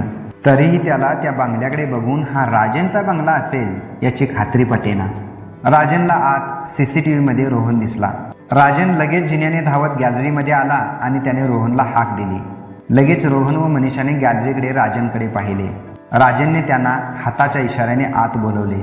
रोहन आश्चर्याचे भाव चेहऱ्यावर घेऊन मनीषा व निशांतसोबत बंगल्याकडे चालला. तो सुंदर महल बघून रोहनला खूप आश्चर्य वाटत होतं. देवसुद्धा ज्याला खूप संपत्ती देतो त्याच्यात काहीतरी उणे ठेवतो, डाग ठेवतो, हे राजनवरून त्याच्या अनुभवास आले होते. रोहन, मनीषा व निशांत व्हरांड्यातून हॉलमध्ये आले. तेवढ्यात राजन जिन्यावरून खाली हॉलमध्ये आला. राजनने त्यांचे मन भरून स्वागत केले. रोहनच्या फॅमिलीला पहिल्यांदाच आपल्या घरी येताना बघून राजन खूप खुश झाला होता. एवढा खुश की त्याचं तो दुःख क्षणभर का होईना विसरूनच गेला होता. तेवढ्यात मनीषा म्हणाली, मी आहे आत ताईजवळ, तुम्ही गप्पा करा. असं म्हणून मनीषा निशांतला घेऊन आत चालली. तेवढ्यात राजन म्हणाला, थांबा बहिणी, माझी मिसेस नाही आहे घरी, मंदिरात गेली. आजकाल तिला मंदिराची ओढ लागली. बसा ना, ती येईल एवढ्यात. मनीषा ठीक आहे म्हणाली आणि निशांतला घेऊन समोरच्या सोफ्यावर बसली. पुन्हा रोहन व राजनची बातचीत सुरू झाली. रोहन राजनला म्हणाला, यार राजन, तू माझ्याशी खोटं बोललास. एखाद्या महाराजालाही लाजवेल अशी तुझी ही प्रॉपर्टी असताना तू मला गरीब आहे म्हणून का सांगितलंस? त्यावर तो म्हणाला, गरीबच आहे मी यार. ह्या श्रीमंतीचा, ह्या इस्टेटीचा काय उपयोग आहे मला? ही प्रॉपर्टी ना निवांत मला खाऊ देते ना निवांत झोपू देते. काहीच उपयोग नाही मला ह्या इस्टेटीचा. मग रोहनने त्याला समजवले, उपयोग नसला तरी मनानेही श्रीमंत आहेस तू मित्रा, आणि संपत्तीबरोबर मनानेही श्रीमंत असणारे लोकच आज ह्या दुनियेत टिकतात. लगेच राजनने डोळ्यात पाणी घेतले आणि म्हणाला, ह्या सगळ्या विचारांच्या पलीकडे गेलोय मी. तेवढ्यात मनीषाच्या मोबाईलची रिंग वाजली. तिने मोबाईल काढून पाहिला. स्क्रीनवर अननोन नंबर होता. मनीषाने फोन रिसीव्ह केला आणि ती हॅलो हॅलो करत त्या बंगल्याबाहेर आली. फोन मंदिरातून उर्मिलानेच केला होता. योगायोगाने आज खूप वर्षांनी उर्मिलाला तिची आठवण आली होती. तिकडून उर्मिला बोलते याची ओळख पडताच मनीषा खूपच चिडली. उर्मिलाने मात्र फोन सहजच केला होता, मनीषा कशी आहे, काय करते याची विचारपूस करण्यासाठी. पण मनीषाने मात्र ते खूपच मनाला लावून घेतले आणि ती उर्मिलावर खूपच चिडून बोलू लागली. आतमध्ये रोहन व राजन यांची चर्चा चालूच होती. राजन त्याला सांगत होता, मी फक्त जगतोय माझ्या पत्नीसाठी आणि ह्या इस्टेटीच्या हक्कदारासाठी. मला वाटतं माझ्या चांगुलपणाचीच ही शिक्षा असावी. त्यावर रोहनने त्याला समजवले, असं का म्हणतोस यार, तुझ्या चांगुलपणामुळेच तर तुला काही ना काही मिळत गेलंय. राजनने आपले डोळे पुसले आणि म्हणाला, म्हणूनच तर जगण्याच्या आशेचा किरण मावळला नाही अजून. त्यावर रोहन म्हणाला, हा किरण आता कधीच मावळणार नाही. माझ्या मनीषाने त्या पापकर्माला संमती दिली मला. हे ऐकून राजनला आश्चर्याचा एक धक्काच बसला. त्याच्या डोळ्यात आनंदाश्रू चमकले. राजन आता विचारातच राहिला, आज मला रोहनसारखा मित्र भेटला नसता तर माझं काय झालं असतं. खरंच मनीषा ही किती समजूतदार आहे, जशी माझी उर्मिला. तेवढ्यात बाहेर मोबाईलवर बोलणारी मनीषा आत आली. तिच्या चेहऱ्यावर अजूनही राग होता. तिच्या रागीट चेहऱ्याकडे बघून रोहनने तिला विचारले, काय झालं मनीषा. मनीषाने एकदा राजनकडे पाहिले आणि आपण दुसऱ्याच्या घरी आहोत हे लक्षात घेऊन आपला राग आवरत रोहनला म्हणाली, तुमची मैत्रीण, जिचा आवाज काय तिचं तोंडही पाहायची इच्छा नाही माझी. ती माझ्याशी फोनवर बोलते. ती विसरली असेल सगळं, पण मी नाही विसरले. तेवढ्यात राजन म्हणाला, जाऊ द्या वहिनी, काही कारणावरून यांच्या मैत्रिणीबरोबर तुमचं भांडण झालं असेल, पण त्या गोष्टीचा आता पश्चाताप झाला असेल तिला. तुम्ही माफ करून टाका तिला. मनीषा सॉरी भाऊजी म्हणाली आणि पुन्हा सोफ्यावर बसली. मग राजन म्हणाला, ठीक आहे, तुम्ही बसा, मी चहा बनवतो. मला उत्तम चहा बनवता येतं. त्यावर मनीषा म्हणाली, नाही भाऊजी, तुम्ही बसा, मी चहा बनवून आणते. तेवढ्यात दरवाजावरून एका बाईचा आवाज आला, तुम्ही बसा, मी चहा घेऊन येते. साहजिकच सर्वांच्या नजरा त्या आवाजाच्या दिशेने दरवाजाकडे वळल्या. बाहेरून उर्मिला आत आली होती. एकदम अचानक आत आलेल्या उर्मिलाला बघून रोहन व मनीषा एकदम चकित झाले. रोहन, मनीषा आणि उर्मिला एकमेकाकडे बघून अचानक गोंधळले. काही क्षण तिघेही एकमेकाकडे आश्चर्याने पाहतच उभे होते. रोहनला उर्मिला बरोबरचा सहवास आठवला आणि मनीषा व उर्मिलाला त्यांचं भांडण आठवलं. आता रोहन कधी मनीषाकडे पाहत होता तर कधी उर्मिलाकडे. तिघेही कित्येक वर्षांनी एकत्र भेटले होते. राजनला त्या तिघांमध्ये काय गोंधळ चाललाय काहीच लक्षात येत नव्हता. तो कधी रोहनकडे पाहत होता, कधी उर्मिलाकडे, तर कधी मनीषाकडे. उर्मिलाला मात्र रोहन आणि मनीषाला खूप वर्षांनी बघून खूप आनंद झाला होता आणि अचानक त्यांना आपल्या घरी बघून आश्चर्याचा धक्काही बसला होता. रोहन व मनीषा आपल्या घरी का आले, कसे आले, कोणी आणले याचा जराही विचार तिच्या डोक्यात आला नाही. रोहनला बघून ती भान हरपून गेली होती. उर्मिला रोहनकडे बघत हळूहळू त्याच्या जवळ आली. मनीषाचा मात्र तिला बघून खूपच राग वाढत चालला होता. मनीषाच्या डोक्यातही हा विचार आला नाही की उर्मिला इथे कशासाठी आली, का आले याचा. मनीषाला फक्त एवढंच वाटलं की ती आपला पाठलाग करत इथेपर्यंत पोहोचली. रोहनला बघून उर्मिलाचे डोळे पाणावले होते. उर्मिलाने भरल्या डोळ्याने रोहनला विचारले, कधी आलात. रोहनने एक नजर मनीषावर टाकली आणि तो उर्मिला बरोबर दचकतच बोलला, हे काय, आत्ता चालू, एक 15-20 मिनिटे झाली असतील. तेवढ्यात मनीषा तिला रागाने म्हणाली, तुला काय करायचंय, आम्ही कधीही येऊ, तू कोण आम्हाला विचारणारे, तुझा काय संबंध. मग राजन मनीषाच्या चेहऱ्यावरला राग बघून चाचपडत बोलला, वहिनी हीच माझी बायको आहे. हे ऐकताच रोहन व मनीषाला आश्चर्याचा अजून एक धक्का बसला. आता तर मनीषा खवळलीच होती. ती रोहनला म्हणाली, चला रोहन, तुम्हाला माझी सहमती नाहीये, चल निशांत. असं म्हणून ती निशांतच्या हाताला पकडून रागाने दरवाजाकडे चालली. रोहन तिच्या मागे चालत तिला समजवत होता, अगं पण आपण राजनला विश्वास दाखवलाय. ती चालताच रागाने म्हणाली, विश्वास गेला खड्ड्यात. रोहन तिच्या मागे चालतच तिला समजवण्याचा प्रयत्न करत होता, अगं पण राजनच्या स्वप्नांचं काय. मनीषा दरवाजातून बाहेर पडत रागाने म्हणाली, मला त्याच्याशी काही देणं घेणं नाही. मग रोहन गपगुमान तिच्या मागून आपल्या घरी गेला. राजनच्या साऱ्या कष्टावर पाणी फिरले होते. तो कुठेतरी शून्य नजरेने पाहत उर्मिलाला म्हणाला, संपलं, सगळं संपलं. तुला मूल व्हावं म्हणून खूप प्रयत्न करून एक निस्वार्थी पुरुष जवळ केला, पण गेला. तोही आपल्या हातातून गेला. निस्वार्थी मनाचा माणूस सापडला तो सापडला, त्यातही काहीतरी विघ्ने यावी. घडलेला सगळा प्रकार उर्मिलाच्या लक्षात आला होता. रोहन माझ्यासाठी या घरात आला होता आणि तेही माझ्या कामासाठी. आता उर्मिलाला रडूच कोसळले. तिने रडत पटकन राजनला मिठी मारली आणि म्हणाली, माझ्यामुळे तुमचं आयुष्य बर्बाद झाले. मी काय करू, मला काहीच कळेना झाले. हा कसला दुर्दैवी योगायोग म्हणायचा. तुमच्यासारख्या सज्जन मनाच्या माणसाला माझ्यासारखी दुर्दैवी बाई आयुष्याची जोडीदार म्हणून मिळावी, त्यातही तुम्हाला तो दोष, आणि तो दोष पुसून टाकण्यासाठी माणूस मिळावा, तोही माझ्या दुश्मन मैत्रिणीचा पती. का सगळं सहन करता हे तुम्ही माझ्यासाठी? असं म्हणून उर्मिला त्याच्या मिठीत मोठ्याने रडू लागली. राजन तिच्या केसावरून हात फिरवत तिला धीर देत म्हणाला, असं नसतं उर्मिला. माणूस जीवन जगत नसतो, माणूस जीवन भोगत असतो. आपल्या कर्माचा दोष, बाकी काही नाही. पण एक गोष्ट माझ्या लक्षात येत नाहीये, मनीषाने रोहनला त्या पाप कर्माला संमती दिली होती आणि तुला पाहताच असा एकाएकी नकार का दिला तिने? उर्मिलाने राजनची मिठी सोडली आणि आपले डोळे पुसत म्हणाली, मनीषाने रोहनला माझ्याशी संभोग करायला सहमती दिली असेल हे आपलं किती मोठं भाग्यच. पण ते भाग्य पदरात पडून घ्यायला अजूनही आपलं नशीब फुटकंच आहे. तिने तुमच्याकडे बघून तुमच्या काळजीपोटी आपल्या काळजावर दगड ठेवून त्याला सहमती दिली असेल. हे सगळं करताना तिच्या मनाला किती यातना झाल्या असतील याचा विचार जरी मनात आला तरी मन हेलावून जाते. तिला त्या पाप कर्माला होकार देताना काय वाटलं असेल याची कल्पना आहे मला. पण आज माझ्यामुळे तुमचं तेही स्वप्न हुकलं. तोंडाशी आलेला घास कोणीतरी हिसकावून न्यावा अशी अवस्था झाली आपली, आणि हे सगळं फक्त माझ्यामुळं. राजनला उर्मिला काय बोलते काहीच कळेना. मग तिने पूर्वी जो काही रोहन आणि मनीषाबरोबर प्रकार घडला होता तो सारा तिने राजनला सांगितला. मनीषा व उर्मिलाची रोहनबरोबर मैत्री कशी झाली होती, त्या दोघीही हळूहळू त्याच्या प्रेमात कशा पडल्या होत्या, आणि त्यातून मनीषाने रोहनला कसा मिळवला होता. रोहनसाठी मनीषा व उर्मिलामध्ये भांडण कसं झालं होतं, का झालं होतं, त्यानंतर त्या तिघांमध्ये दुरावा कसा आला होता, हे सगळं काही तिने राजनला सांगून टाकलं. राजन आयुष्याच्या विघ्नांच्या सापळ्यात चांगलाच सापडला होता. एखाद्याच्या मागे संकटे लागले तर ती मिटत नाहीत. याला नशीब म्हणायचं की संघर्षमय जीवन. हा उर्मिलाचा खट्याळ स्वभाव, तिचा उद्धटपणा तिला भोगला की तिचं नशीबच असं.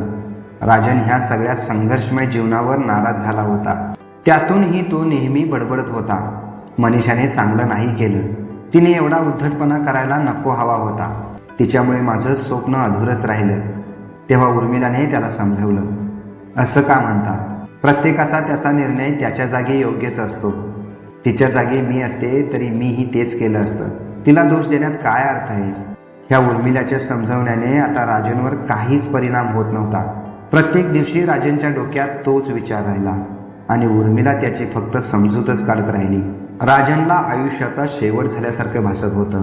राजनने पुढच्या जीवनाचा विचार करणेच सोडून दिलं होतं. फक्त एक आशेचा किरण मनात ठेवून तो दिवस ढकलत होता. तिकडे रोहनच्याही घरात कशातच लक्ष लागेना. सहमती दिलेल्या मनीषाने शेवटी नकार दिला याचा त्याला थोडा राग आला होता. पण मित्राची पत्नीच माझ्या बायकोची दुश्मन असावी हे मित्राचं नशीब की देवाने आमच्या सगळ्यांची केलेली टिंगल. त्या ठिकाणी उर्मिला नसती तर मित्राचं काम आपण नक्की करू शकलो असतो. रोहन सतत काही ना काही विचारातच राहू लागला. त्याला असं वाटायचं की मनीषाने उर्मिलावर एवढा राग करायला नको हवा होता. उर्मिला तिच्याशी वाईट वागली असेलही, आणि वागली होतीच, पण काही वर्षापूर्वी ती तिची मैत्रिणी होतीच ना, आणि तेही अगदी जवळची. त्या काळात त्या दोघी कधीही एकमेकीपासून दूर राहिल्या नाहीत की एकमेकींशिवाय दोघींच्या तोंडातला घास खाली उतरला नाही. आणि एवढ्याशा भांडणावरून ते सगळं विसरली मनीषा. मनीषाने हे ठीक नाही केलं. या विचाराने रोहनचे घरात, ऑफिसात, कटलरी शॉपीत लक्ष लागेना. घरातही खूप चिडचिड करू लागला होता. रोहन प्रत्येक गोष्टीवर चिडतोय याचं कारण मनीषाच्या लक्षात आलं होतं. मनीषा त्याचा राग मनावर न घेता त्याला हँडल करत होती. रोहनचा आता स्वभावच बदलून गेला होता. त्याला फक्त आता राजन आणि उर्मिलाचा संसार दिसत होता. त्याला आपल्या संसारापेक्षा त्याच्या संसाराची काळजी वाटत होती. आता आपल्यालाच काहीतरी करायला हवं, फक्त याच विचारात रोहन दिवस ढकलू लागला होता. त्यानंतर बऱ्याच दिवसानंतर रोहन राजनला भेटण्यासाठी राजनच्या घरी गेला. पण राजन मात्र त्या दिवशी घरी नव्हता. उर्मिलाने त्याचा पाहुणचार केला. झालेल्या प्रकाराबद्दल रोहनने मनीषाच्या वतीने तिची माफी मागितली. उर्मिलाला आता त्याला बरंच काही सांगायचं होतं. ती रोहनला म्हणाली, यात तुझी काहीच चूक नाही रे. विवाहित पुरुषाला एक पत्नी आपल्या पतीला एखाद्या दुसऱ्या स्त्रीबरोबर संबंध ठेवायला कशी संमती देईल? मीही मनीषाच्या ठिकाणी असते तर हाच विचार केला असता. नशिबात नसलेली गोष्ट कशी उंजळीत पडेल? आम्हाला खूप वाटतं ती हिसकावून घ्यावी, पण ज्याच्यावर हक्कच नाही त्याला कसं हिसकवायचं? जी वस्तू आपली नाहीच आहे आणि मिळणारीही नाहीये, तिच्यावर हक्क दाखवायचा तरी कसा? गरज खूप आहे, पण असून काय करणार? असं म्हणून उर्मिला रडत आपल्या बेडरूमकडे गेली. उर्मिलाच्या या विचाराने रोहनला खूप वाईट वाटले. त्याने थोडासा विचार केला आणि तिला समजवण्यासाठी तो तिच्या बेडरूममध्ये गेला. दरवाजातून पाहिले तर उर्मिला बेडवर रडत पडली होती. रोहनने क्षणभर तिच्याकडे पाहिले आणि तो हळूहळू तिच्या जवळ गेला. तिच्या बाजूला बसला. रोहनला बघून उर्मिला लगेच उठून बसली. ती सुस्कारत होती. रोहनने स्वतः तिचे डोळे पुसले आणि तिला म्हणाला, मी तुझ्या हक्काचा माणूस नाही का? माझ्यावर तुझा हक्क नाही का? मी फक्त तुझ्याशी लग्न केलं नाही एवढाच फरक आहे, नाहीतर तू मला माझ्या मनीषासारखीच आहेस. हे ऐकून उर्मिलाला थोडासा धीर आला. तिने लगेच त्याला विचारलं, खरंच माझा अजूनही तुझ्यावर हक्क आहे का? त्याने होकारार्थी मान हलवून तिला रिस्पॉन्स दिला. मग ती म्हणाली, जर माझा तुझ्यावर हक्क आहे तर तुझाही माझ्यावर हक्क आहे. तुझ्या प्रत्येक सुख दुःखाची काळजी मला वाटत असेल तर तुलाही माझ्या प्रत्येक सुख दुःखाची काळजी वाटायला हवी. रोहन काहीही न बोलता फक्त तिच्याकडे पाहतच ऐकत राहिला होता. मग ती पुन्हा म्हणाली, जाऊ दे, नुसतं हक्क आहे असं बोललं म्हणजे झालं नाही. त्यासाठी तेवढं मोठं काळीजही लागतं. मी संकटात आहे याची काळजी माझा नवरा सोडून कोण करणार आहे? हे सगळं ऐकत रोहन फक्त तिच्या डोळ्यात पाहत होता. तिच्या डोळ्यात तिच्या इच्छा आकांक्षा लपल्या होत्या, ज्या ती तोंडाने बोलून दाखवू शकत नव्हती. तेवढ्यात रोहन तिला म्हणाला, मी करेन, मी काढेन तुला संकटातून बाहेर. हे ऐकून लगेच समाधानाने उर्मिला म्हणाली, मग वाट कोणाची बघतोयस? असं म्हणून तिने लाईट बंद केली. काही वेळानंतर उर्मिलाच्या बेडरूममधील लाईट ऑन झाली. प्रकाश पडला. बेडवर झोपलेले रोहन व उर्मिला समाधानी होते, कारण उर्मिलाचं काम झालं होतं. तिच्या चेहऱ्यावर समाधान दिसत होतं. पण हे सगळं काही क्षणापुरतंच. नंतर जो त्यांच्या डोक्यात विचार आला त्याने त्यांचं मनच हेलावून टाकलं. स्वतःच्या पती पत्नीच्या सहमती व्यतिरिक्तचा हा संबंध त्यांच्या मनाला कोड्यात टाकून गेला होता. उर्मिलाला पती असूनही आणि रोहनला पत्नी असूनही हा संबंध करावा लागला, या विचाराने त्यांच्या डोक्यात थैमान सुरू झाले. रोहनचं मन चलबिचल झालं. पण आता पश्चाताप करून काहीच उपयोग नव्हता. वेळ निघून गेली होती. मनाच्या आवेगात घटना घडून गेली होती. आता रोहनला तिथे क्षणभरही थांबू वाटेना. त्याने एक नजर उर्मिलावर टाकली आणि तो नाराजीने तिथून निघून गेला. उर्मिला मात्र बिस्तरवरच पडून रडत राहिली. नंतर पुन्हा कधीही रोहन त्या घरी परतलाच नाही. काही दिवसातच उर्मिला प्रेग्नेंट असल्याची गोड बातमी साऱ्या घरभर पसरली आणि घरात सुखाचा डोंगर उतरला. राजनने सर्वांना मिठाई वाटून सर्वांचे तोंड गोड केले. लाज, आबरू, शरम, अपमान माणसाला काय काय करायला लावते. उर्मिलाला होणारं मूल आपलं नाही ही गोष्ट राजन व उर्मिलाच्या मनाला सलत असली तरी त्यांना त्या गोष्टीचा त्याग करून सर्वांसमोर हसत खेळत चेहऱ्यावर दुःखाचे भाव लपवून हसऱ्या चेहऱ्याने वेळेला सामोरं जावं लागत होतं. राजनला काही गोष्टींची खंतही वाटत होती, पण पुढे आपल्या इस्टेटीला वारस मिळणार याची कल्पनाच त्याला किती सुखावत होती. आता उर्मिलाला सारेच लळा लावू लागले होते. तिची काळजी घेऊ लागले होते. तिला कोणत्याही अवजड कामापासून दूर ठेवू लागले होते. खूप वर्षानंतर घरात पाळणा हलणार याचा आनंद सगळ्या घरात पसरला होता. पण याच आनंदाच्या भारात उर्मिलाचं एक पाऊल चुकलंच. ती ही आनंदाची बातमी घेऊन रोहनकडे गेली, पण त्यावेळी रोहन घरी नव्हता. म्हणून ही आनंदाची बातमी तिने मनीषाला सांगितली. उर्मिला प्रेग्नेंट आहे हे समजताच मनीषाच्या मनात संशयाची पाल कुचकुचली. शिवाय उर्मिला आपल्या घरी आल्याचा तिला खूप रागही आला होता. उर्मिला आपल्या घरी आलीच कशी आणि ती प्रेग्नेंट झालीच कशी या विचाराने मनीषाचा चेहरा रागाने लाल झाला होता. तिने त्या रागाच्या भारात उर्मिलाला घराबाहेर काढलं. आपल्याला घराबाहेर काढलं याचं उर्मिलाला जराही दुःख झालं नाही, पण काहीतरी चुकल्यासारखं वाटलं तिला. आपण ही गोष्ट गुपित ठेवायला हवी होती. मी ही गोष्ट फक्त रोहनला सांगायला हवी होती. आनंदाच्या भारात मी हे काय करून बसले असं तिला वाटलं. मनीषाने समजून न घेतल्याने ती नाराजीने सभ्यपणे त्या घराबाहेर पडली. विचार केला की मी प्रेग्नेंट आहे एवढंच सांगितलं म्हणून बरं झालं, नाहीतर उद्या मूल झाल्यावर आणखीन काहीतरी वाईट झालं असतं. मनीषाच्या घराबाहेरच गेट समोर बस स्टॉप होता. उर्मिलाने एक रिक्षा थांबवला. ती नाराजीने रिक्षात बसली. रिक्षा निघाली. तेवढ्यात आपल्या स्कूटरवरून कामावरून येणाऱ्या रोहनने रिक्षात बसणाऱ्या उर्मिलाला पाहिलं आणि त्याने आपली स्कूटर गेटवरच थांबवली. रिक्षा त्याच्या नजरेसमोरून दूर जाऊ लागली. लगेच काहीतरी विचारांचा गोंधळ त्याच्या मनात सुरू झाला. त्याने स्कूटर पार्क केली, घरात गेला. तो फ्रेश झाला. टेबलसमोर खुर्चीत शांतपणे बसला. तो आल्याबरोबर नेहमी पाण्याचा ग्लास भरून घेऊन येणारी मनीषा आज जवळ आलीच नाही. काहीतरी निश्चित घडलंय याची खात्री रोहनला झाली होती. खुर्चीला हेलकावे देत असतानाच टेबलवर ठेवलेल्या एका कागदावर त्याची नजर गेली.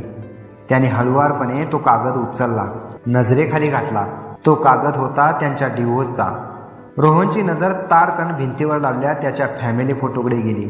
क्षणात त्याचे डोळे पाण्याने भरले. तो खुर्चीतून उठला आणि किचनकडे गेला. किचनमध्ये पाहिलं, मनीषा दिसली नाही. त्याच्या उरात धडकी भरली होती. रोहन मनीषाच्या रूममध्ये गेला. मनीषा कपड्यांची आवराआवर करत होती. ती आपली कपडे बॅगमध्ये भरत होती. रोहनला मनीषाकडे बघून बोलायला शब्दच सुचेनात. बाजूला निशांत अभ्यासात मग्न होता.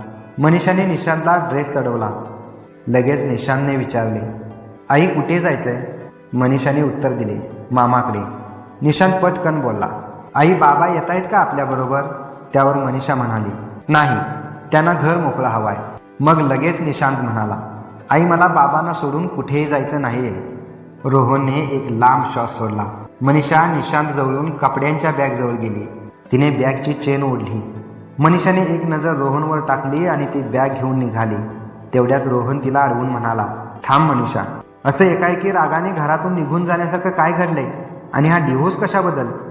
मनीषाने पाण्याने भरलेल्या डोळ्यांनी दाटलेल्या कंठाने विचारलं, माझी शपथ, आपल्या प्रेमाची शपथ, खरं सांगा, उर्मिला प्रेग्नेंट कशी झाली? उर्मिला प्रेग्नेंट कशी झाली या मनीषाच्या प्रश्नावर रोहनला बोलायला काहीच सुचेना. त्याने काहीतरी बोलण्याचा प्रयत्न केला, पण तोंडातून शब्द फुटेना. मनीषा काय समजायचं ते समजून गेली होती. ती पदर तोंडावर धरून रडत घराबाहेर पडली. रोहनला सगळं संपल्यासारखं वाटलं. तो नाराज चेहऱ्याने निशांत जवळ गेला. निशांत लहान असल्याने या सगळ्या गोष्टींची त्याला ओळखही नव्हती. रोहनला काही सुचेना आणि निशांतला काहीच समजेना. रोहनच्या मनात अनेक विचारांनी थैमान घातले. घर सुनसान झालं होतं. घरात गोकुळ नांदत होतं, पण क्षणात सगळं उसरून गेलं होतं. मी केलं हे चांगलं की वाईट? दुसऱ्याचा संसार जोडता जोडता माझ्या संसाराचं एक चाक तुटावं? मनीषाशिवाय एक क्षणही त्याला करमेना. प्रत्येक गोष्टीत मनीषाची झालेली सवय त्याला बेचैन करत होती.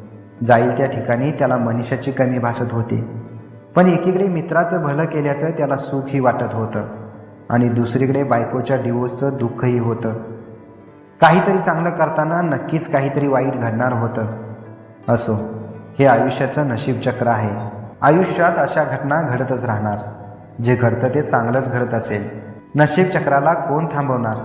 जीवनात एक मोठा अनुभव तर आला, पण हा असला कसला नसता अनुभव आपल्या आयुष्याच्या खेळाबरोबर. प्रत्येकाच्या आयुष्यात भरपूर वाईट घटना घडतात, नाही असं नाही, पण माझ्यासोबत ही असली कसली वाईट घटना? जिच्यावर प्रेम केलं, लग्न केला, संसार केला, देवाने एक छान आता मुलगा दिलेला आहे. दोघांचे सुखाचे दिवस होते आणि नेमकं याच वेळी डायरेक्ट डिव्होर्स. हे स्वप्न आहे की प्रत्यक्षात घटना? रोहनचा प्रत्येक दिवस आता असा फक्त विचार करण्यातच जात होता. एक दिवस राजनला उर्मिला रोहनच्या घरी गेली होती ही गोष्ट समजली आणि रोहन व मनीषाचा डिवोर्स झाला आहे ही गोष्ट सुद्धा त्याला समजली. आता राजन उर्मिलावर थोडासा चिडला. राजनने उर्मिलाची विचारपूस केली तेव्हा उर्मिला पश्चातापाने म्हणाली, माझ्या हातून एक म्हणता म्हणता दुसरीही खूप मोठी चूक घडली. मी ही गोष्ट मनीषाला सांगायला नको हवी होती. आनंदाच्या भरात घडलेली घटना राजनने समजून घेतली, पण एका दुसऱ्या चांगला चाललेल्या संसाराची राख रांगोळी झाली होती आणि हे सगळं फक्त आपल्यामुळे झालं होतं. याचं राजनला खूप दुःख झालं होतं. त्याच्या मनाला ती खंतच लागून राहिली. रोहन व मनीषाचा झालेला डिवोर्स हा उर्मिलाला गप्प बसू देईना.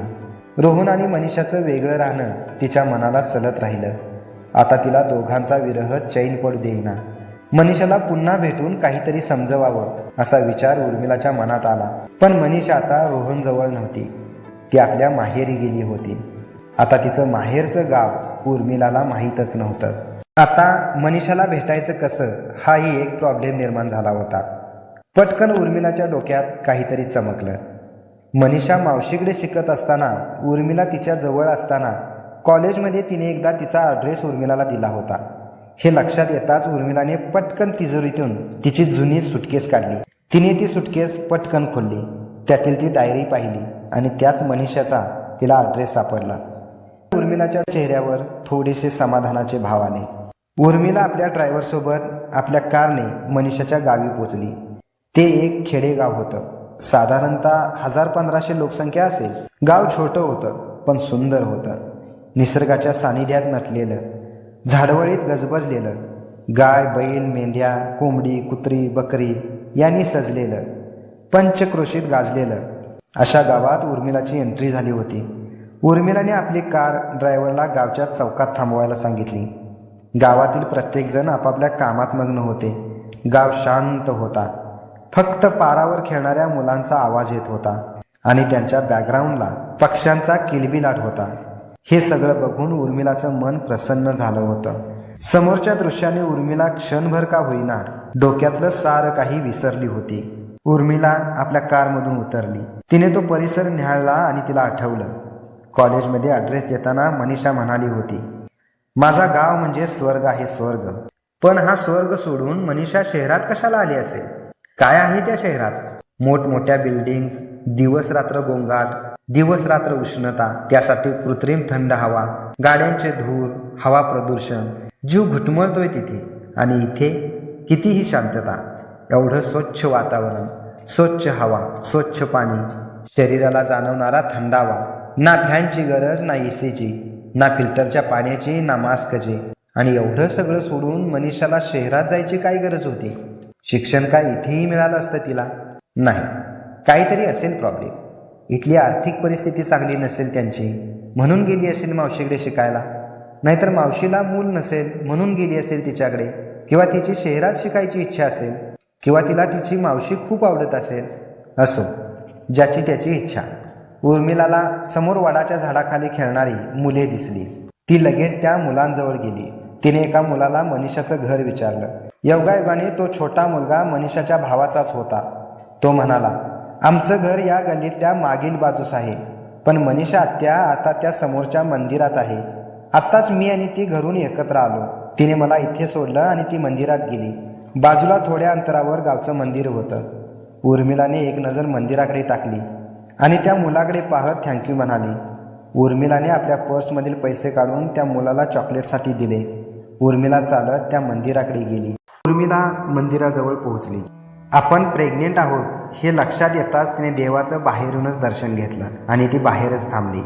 उर्मिलाने आत मंदिरात डोकावून पाहिलं. मनीषा आत देवाच्या मूर्तीसमोर नतमस्तक होऊन ती रोहनला सुखी ठेवण्यासाठी देवाकडे साकडे घालत होती. हे बघून उर्मिला क्षणभर तिच्याकडे पाहतच राहिली. उर्मिला क्षणभर काहीतरी विचारातच हरवून गेली होती. तेवढ्यात मनीषा मंदिरातून बाहेर आली. मनीषाने अचानक उर्मिलाकडे पाहिले आणि तिचा रागाचा पारा पटकन चढला. तिला पाहताच मनीषाचा चेहरा रागाने लाल झाला. मनीषा तिला रागाने म्हणाली, तू का आलीस इथे? लाज नाही वाटत तुला पुन्हा पुन्हा माझ्यासमोर यायला? उर्मिलाने तिच्यासमोर हात जोडले आणि म्हणाली, पुन्हा नाही तुझ्यासमोर येणार. रोहनलाही पुन्हा कधीच भेटणार नाही मी. माझी शपथ, माझ्या होणाऱ्या बाळाची शपथ. पण प्लीज तू रोहनपासून वेगळं होऊ नकोस. त्यावर रागाने मनीषा म्हणाली, आता तर रान मोकळंच आहे तुम्हाला. उर्मिलाला तिला कसं समजवायचं तेच कळेना. ती म्हणाली, नाही मनीषा, तू ज्या नजरेने रोहनकडे बघतेस तसा तो नाही आहे. त्याच्यावर उगीच नसता आरोप ठेवू नकोस. मनीषा पुन्हा रागात म्हणाली, पण हे सगळं रोहनला कळायला हवं होतं. ज्या गोष्टीसाठी मी संमती नाकारली होती ती गोष्ट त्याने केलीच कशी? उर्मिला आता तिला मनापासून समजवत होती. फक्त एकदा माफ कर मनीषा त्याला. अगदी भोळा आहे ग तो. तुझ्याशिवाय तो नाही जगू शकत. काही झालं तरी पहिलं प्रेम आहेस तू त्याची. आणि पहिलं प्रेम खरं प्रेम असतं. आणखी कितीही मुली त्याच्या आयुष्यात आल्या तरी त्याचं खरं प्रेम तुझ्यावरच असेल. आता तूच बघ ना, तू त्याला मिळाल्यापासून त्याने माझ्याकडे कधी बघितलं सुद्धा नाही. किंबहुना त्याने माझी कधी आठवणही काढली नसेल. एवढा तो तुझ्या प्रेमात गुंतला. खरंच मनीषा, पहिलं प्रेम हेच खरं प्रेम असतं आणि नशिबाने ते तुला मिळालंय कायमचं. रोहन तुझ्यावर एवढं प्रेम करतोय की त्याला ते तुला शब्दातही सांगता येत नाही.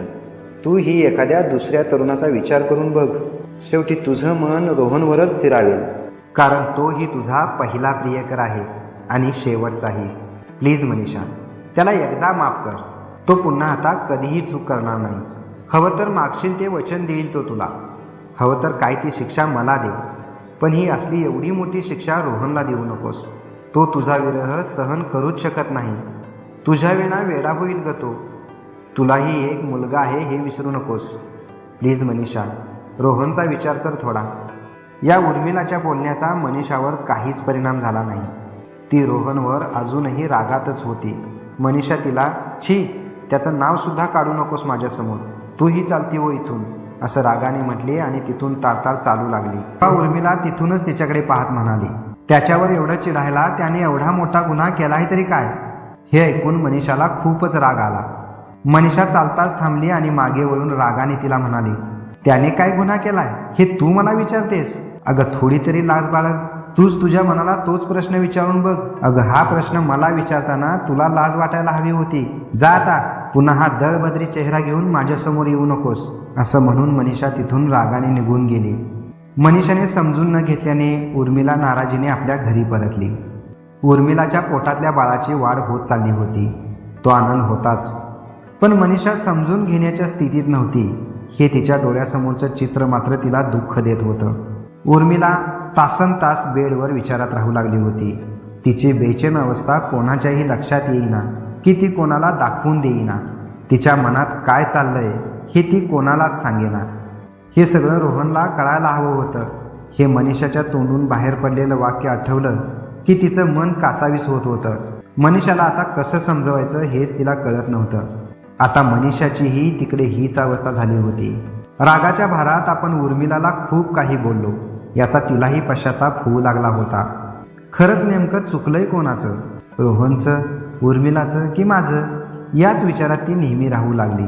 रोहनने जे केलं ते योग्य की अयोग्य, मी जे केलं ते योग्य की अयोग्य, याचा तिला काही अंदाजच लागेना. रोहनसोबत मी जे वागले ते खरंच चुकीचं असेल तर मला खरंच रोहनची माफी मागायला हवी. मनीषाला उर्मिलाचे शब्द आठवू लागले. पुन्हा नाही तुझ्या समोर येणार, रोहनलाही पुन्हा कधीच भेटणार नाही मी. माझी शपथ, माझ्या होणाऱ्या बाळाची शपथ. तू ज्या नजरेने रोहनकडे बघतेस तसा तो नाही आहे. त्याच्यावर उगीच नसता आरोप ठेवू नकोस.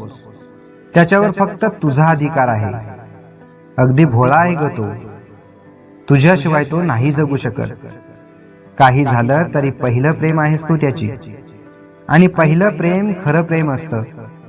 आणखी कितीही मुली त्याच्या आयुष्यात आल्या तरी त्याचं खरं प्रेम तुझ्यावरच असेल. रोहन तुझ्यावर एवढं प्रेम करतोय की त्याला ते तुला शब्दातही सांगता येत नाही. तूही एखाद्या दुसऱ्या तरुणाचा विचार करून बघ. शेवटी तुझं मन रोहनवरच स्थिरावेल, कारण तोही तुझा पहिला प्रियकर आहे आणि शेवटचाही. हवं तर काय ती शिक्षा मला दे, पण ही असली एवढी मोठी शिक्षा रोहनला देऊ नकोस.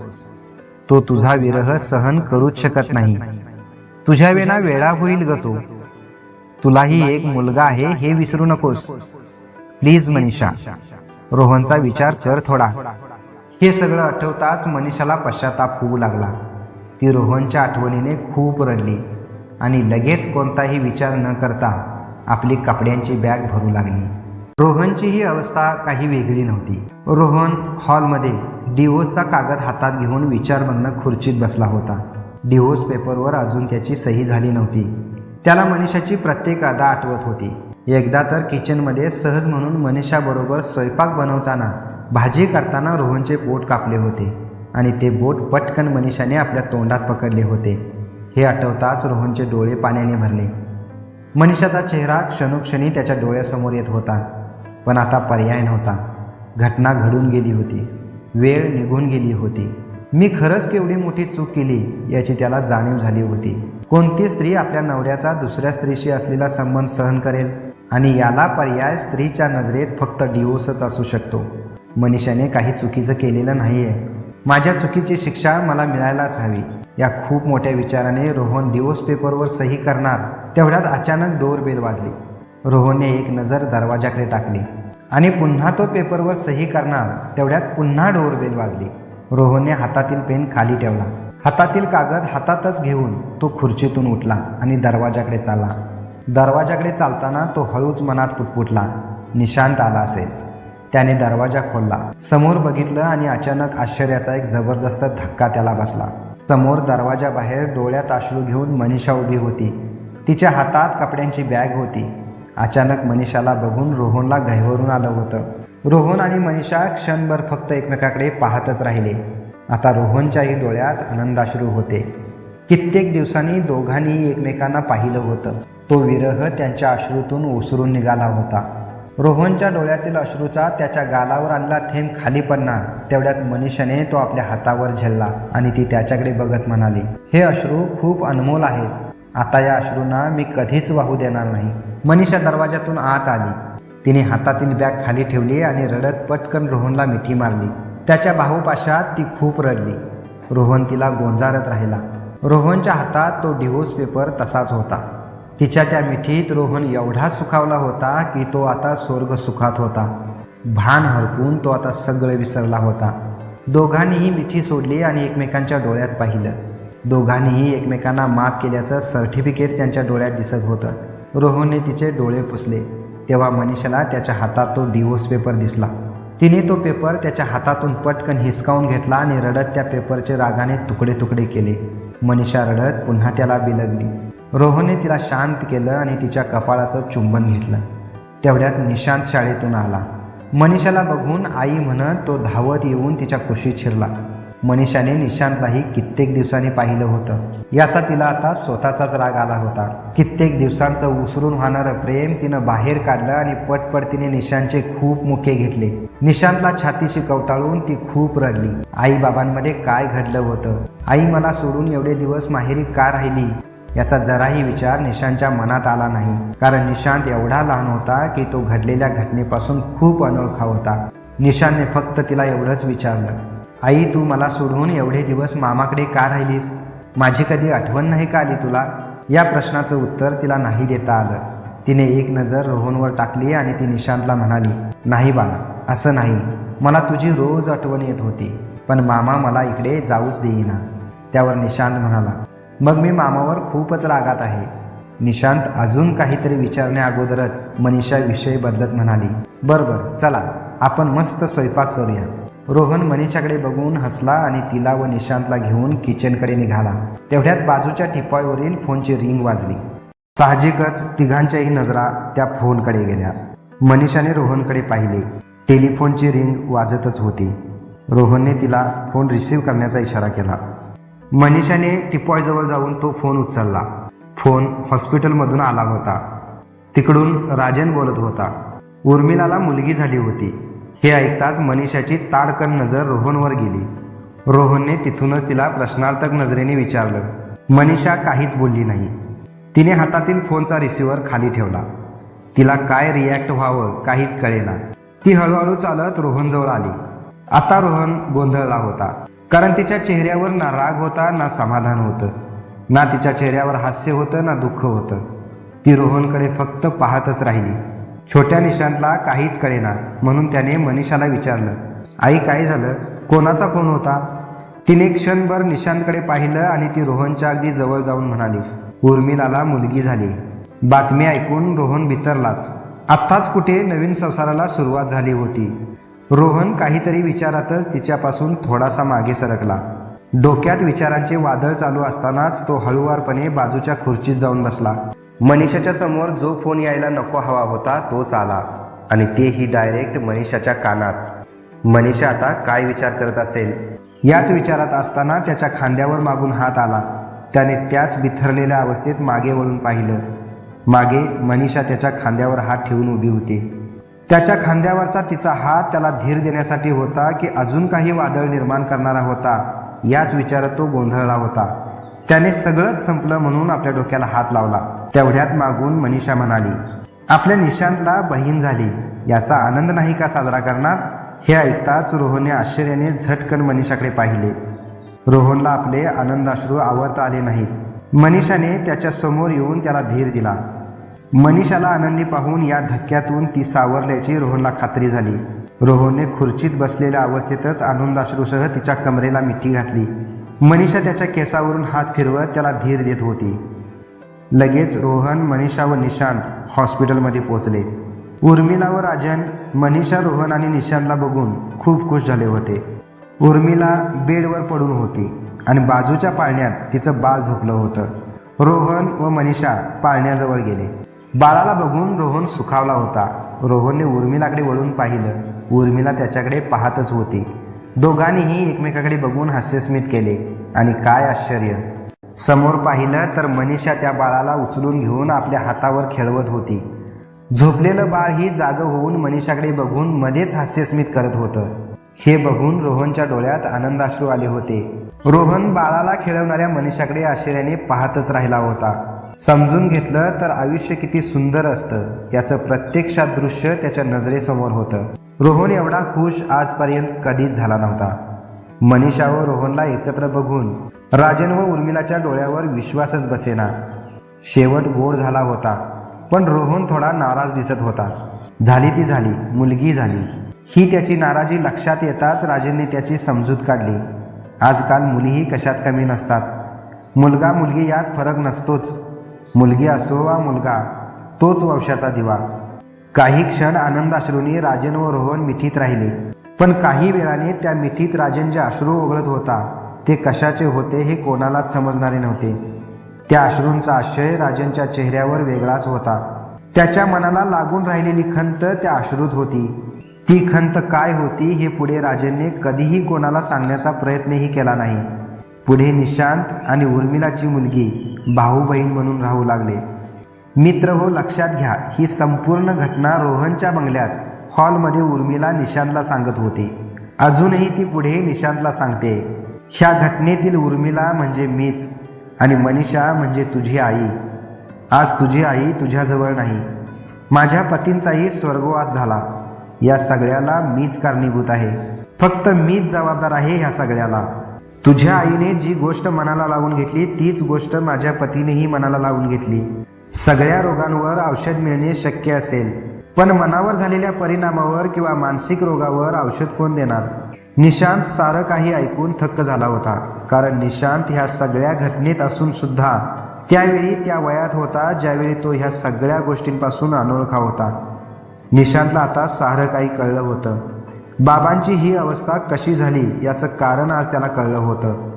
निशांतच्याही डोळ्यात पाणी होतं. त्याने तिथूनच बाबांकडे पाहिलं. बाबा खुर्चीत बसून अजूनही काहीतरी लिहित होते. उर्मिलाने आपले डोळे पुसले आणि ती हळूहळू रोहनजवळ गेली. तिने रोहनसमोर हात जोडून रडत त्याची माफी मागितली. रोहनची ही अवस्था फक्त माझ्यामुळेच आहे असा तिचा गैरसमज होता. रोहनने तिच्याकडे पाहिले आणि तिचे जोडलेले हात त्याने खाली घेतले. रोहनने तिच्याकडे पाहत हळुवारपणे नकारार्थी मान हलवली. तेवढ्यात निशांत त्यांच्या जवळ आला. आता निशांत मोठा झाला होता. कॉलेजमध्ये शिकत होता. तो सज्ञान होता. सारं काही त्याला कळत होतं. निशांतने क्षणभर दोघांच्याकडेही पाहिलं आणि दोघांचेही हात आपल्या हातात घेऊन त्यांच्या एकमेकांच्या हातात दिले. हे बघून रोहन व उर्मिलाला आश्चर्याचा एक सुखद धक्का बसला होता. आज रोहन आणि उर्मिला ह्या अवस्थेत होते की खरंच त्यांना आता कोणाच्या तरी सहाऱ्याची गरज होती. आज ती त्यांची गरज निशांतने पूर्ण केली होती. आता रोहन व उर्मिला खूप खुश झाले होते. निशांतवर तर ते दोघे एवढे खुश होते की त्यांनी त्याला जवळ घेऊन दोघांनीही कवटाळले. मित्र हो, आता तुम्हाला प्रश्न पडला असेल की राजेंच्या प्रॉपर्टीचं पुढे काय झालं. तर ती प्रॉपर्टी त्याने उर्मिलाच्या नावावर कधीच करून ठेवली होती. त्याने ती उर्मिलाच्या नावावर का केली होती यालाही एक कारण होतं. राजनमध्ये दोष असूनही तिने राजनला सोडण्याची भाषा कधीच केली नाही किंवा राजनला सोडून दुसरं लग्न करावं असं तिच्या मनात कधीच आलं नाही. विचार करा, तो विचार तिच्या मनात आला असता तर राजनचं काय झालं असतं. तिने राजनबरोबर प्रामाणिकपणे संसार केला होता. हा तिचा प्रामाणिकपणा लक्षात घेऊन राजनने निसंकोचपणे आपली सगळी प्रॉपर्टी उर्मिलाच्या नावावर केली होती. आणि हे सगळं जेव्हा उर्मिलाला कळलं प्रॉपर्टी आपल्या नावावर झाल्याचं, तेव्हा राजन जिवंत नव्हता. तिला हे सगळं राजनच्या आईकडूनच समजलं होतं. आता तुम्हाला हाही प्रश्न पडला असेल की राजनचा मृत्यू कशाने झाला होता. आपण उर्मिलाला आपलं स्वतःचं बाळ देऊ शकलो नाही. उर्मिलाला झालेल्या बाळात आपलं रक्त नाही याची खंत राजनच्या मनात राहिली होती. आणि राजनने ही गोष्ट खूप मनाला लावून घेतल्याने त्याला मानसिक आजार झाला होता, ज्याच्यावर काहीच उपचार यशस्वी झाला नाही आणि यातच राजनचा मृत्यू झाला होता. मनीषाचीही हीच अवस्था झाली होती. रोहन बरोबर ती संसारात पुन्हा रमली खरी, पण रोहनने केलेल्या चुकीचा डाग तिला तिच्या मनातून कधीच घालवता आला नाही. तिलाही मानसिक रोग झाला होता आणि त्यातच तिचा मृत्यूही झाला होता. आता तुम्हीच सांगा, ह्या सगळ्या घडलेल्या घटनेला प्रेम म्हणायचं, टिंगल म्हणायची की संसार म्हणायचा? कमेंट नक्की करा.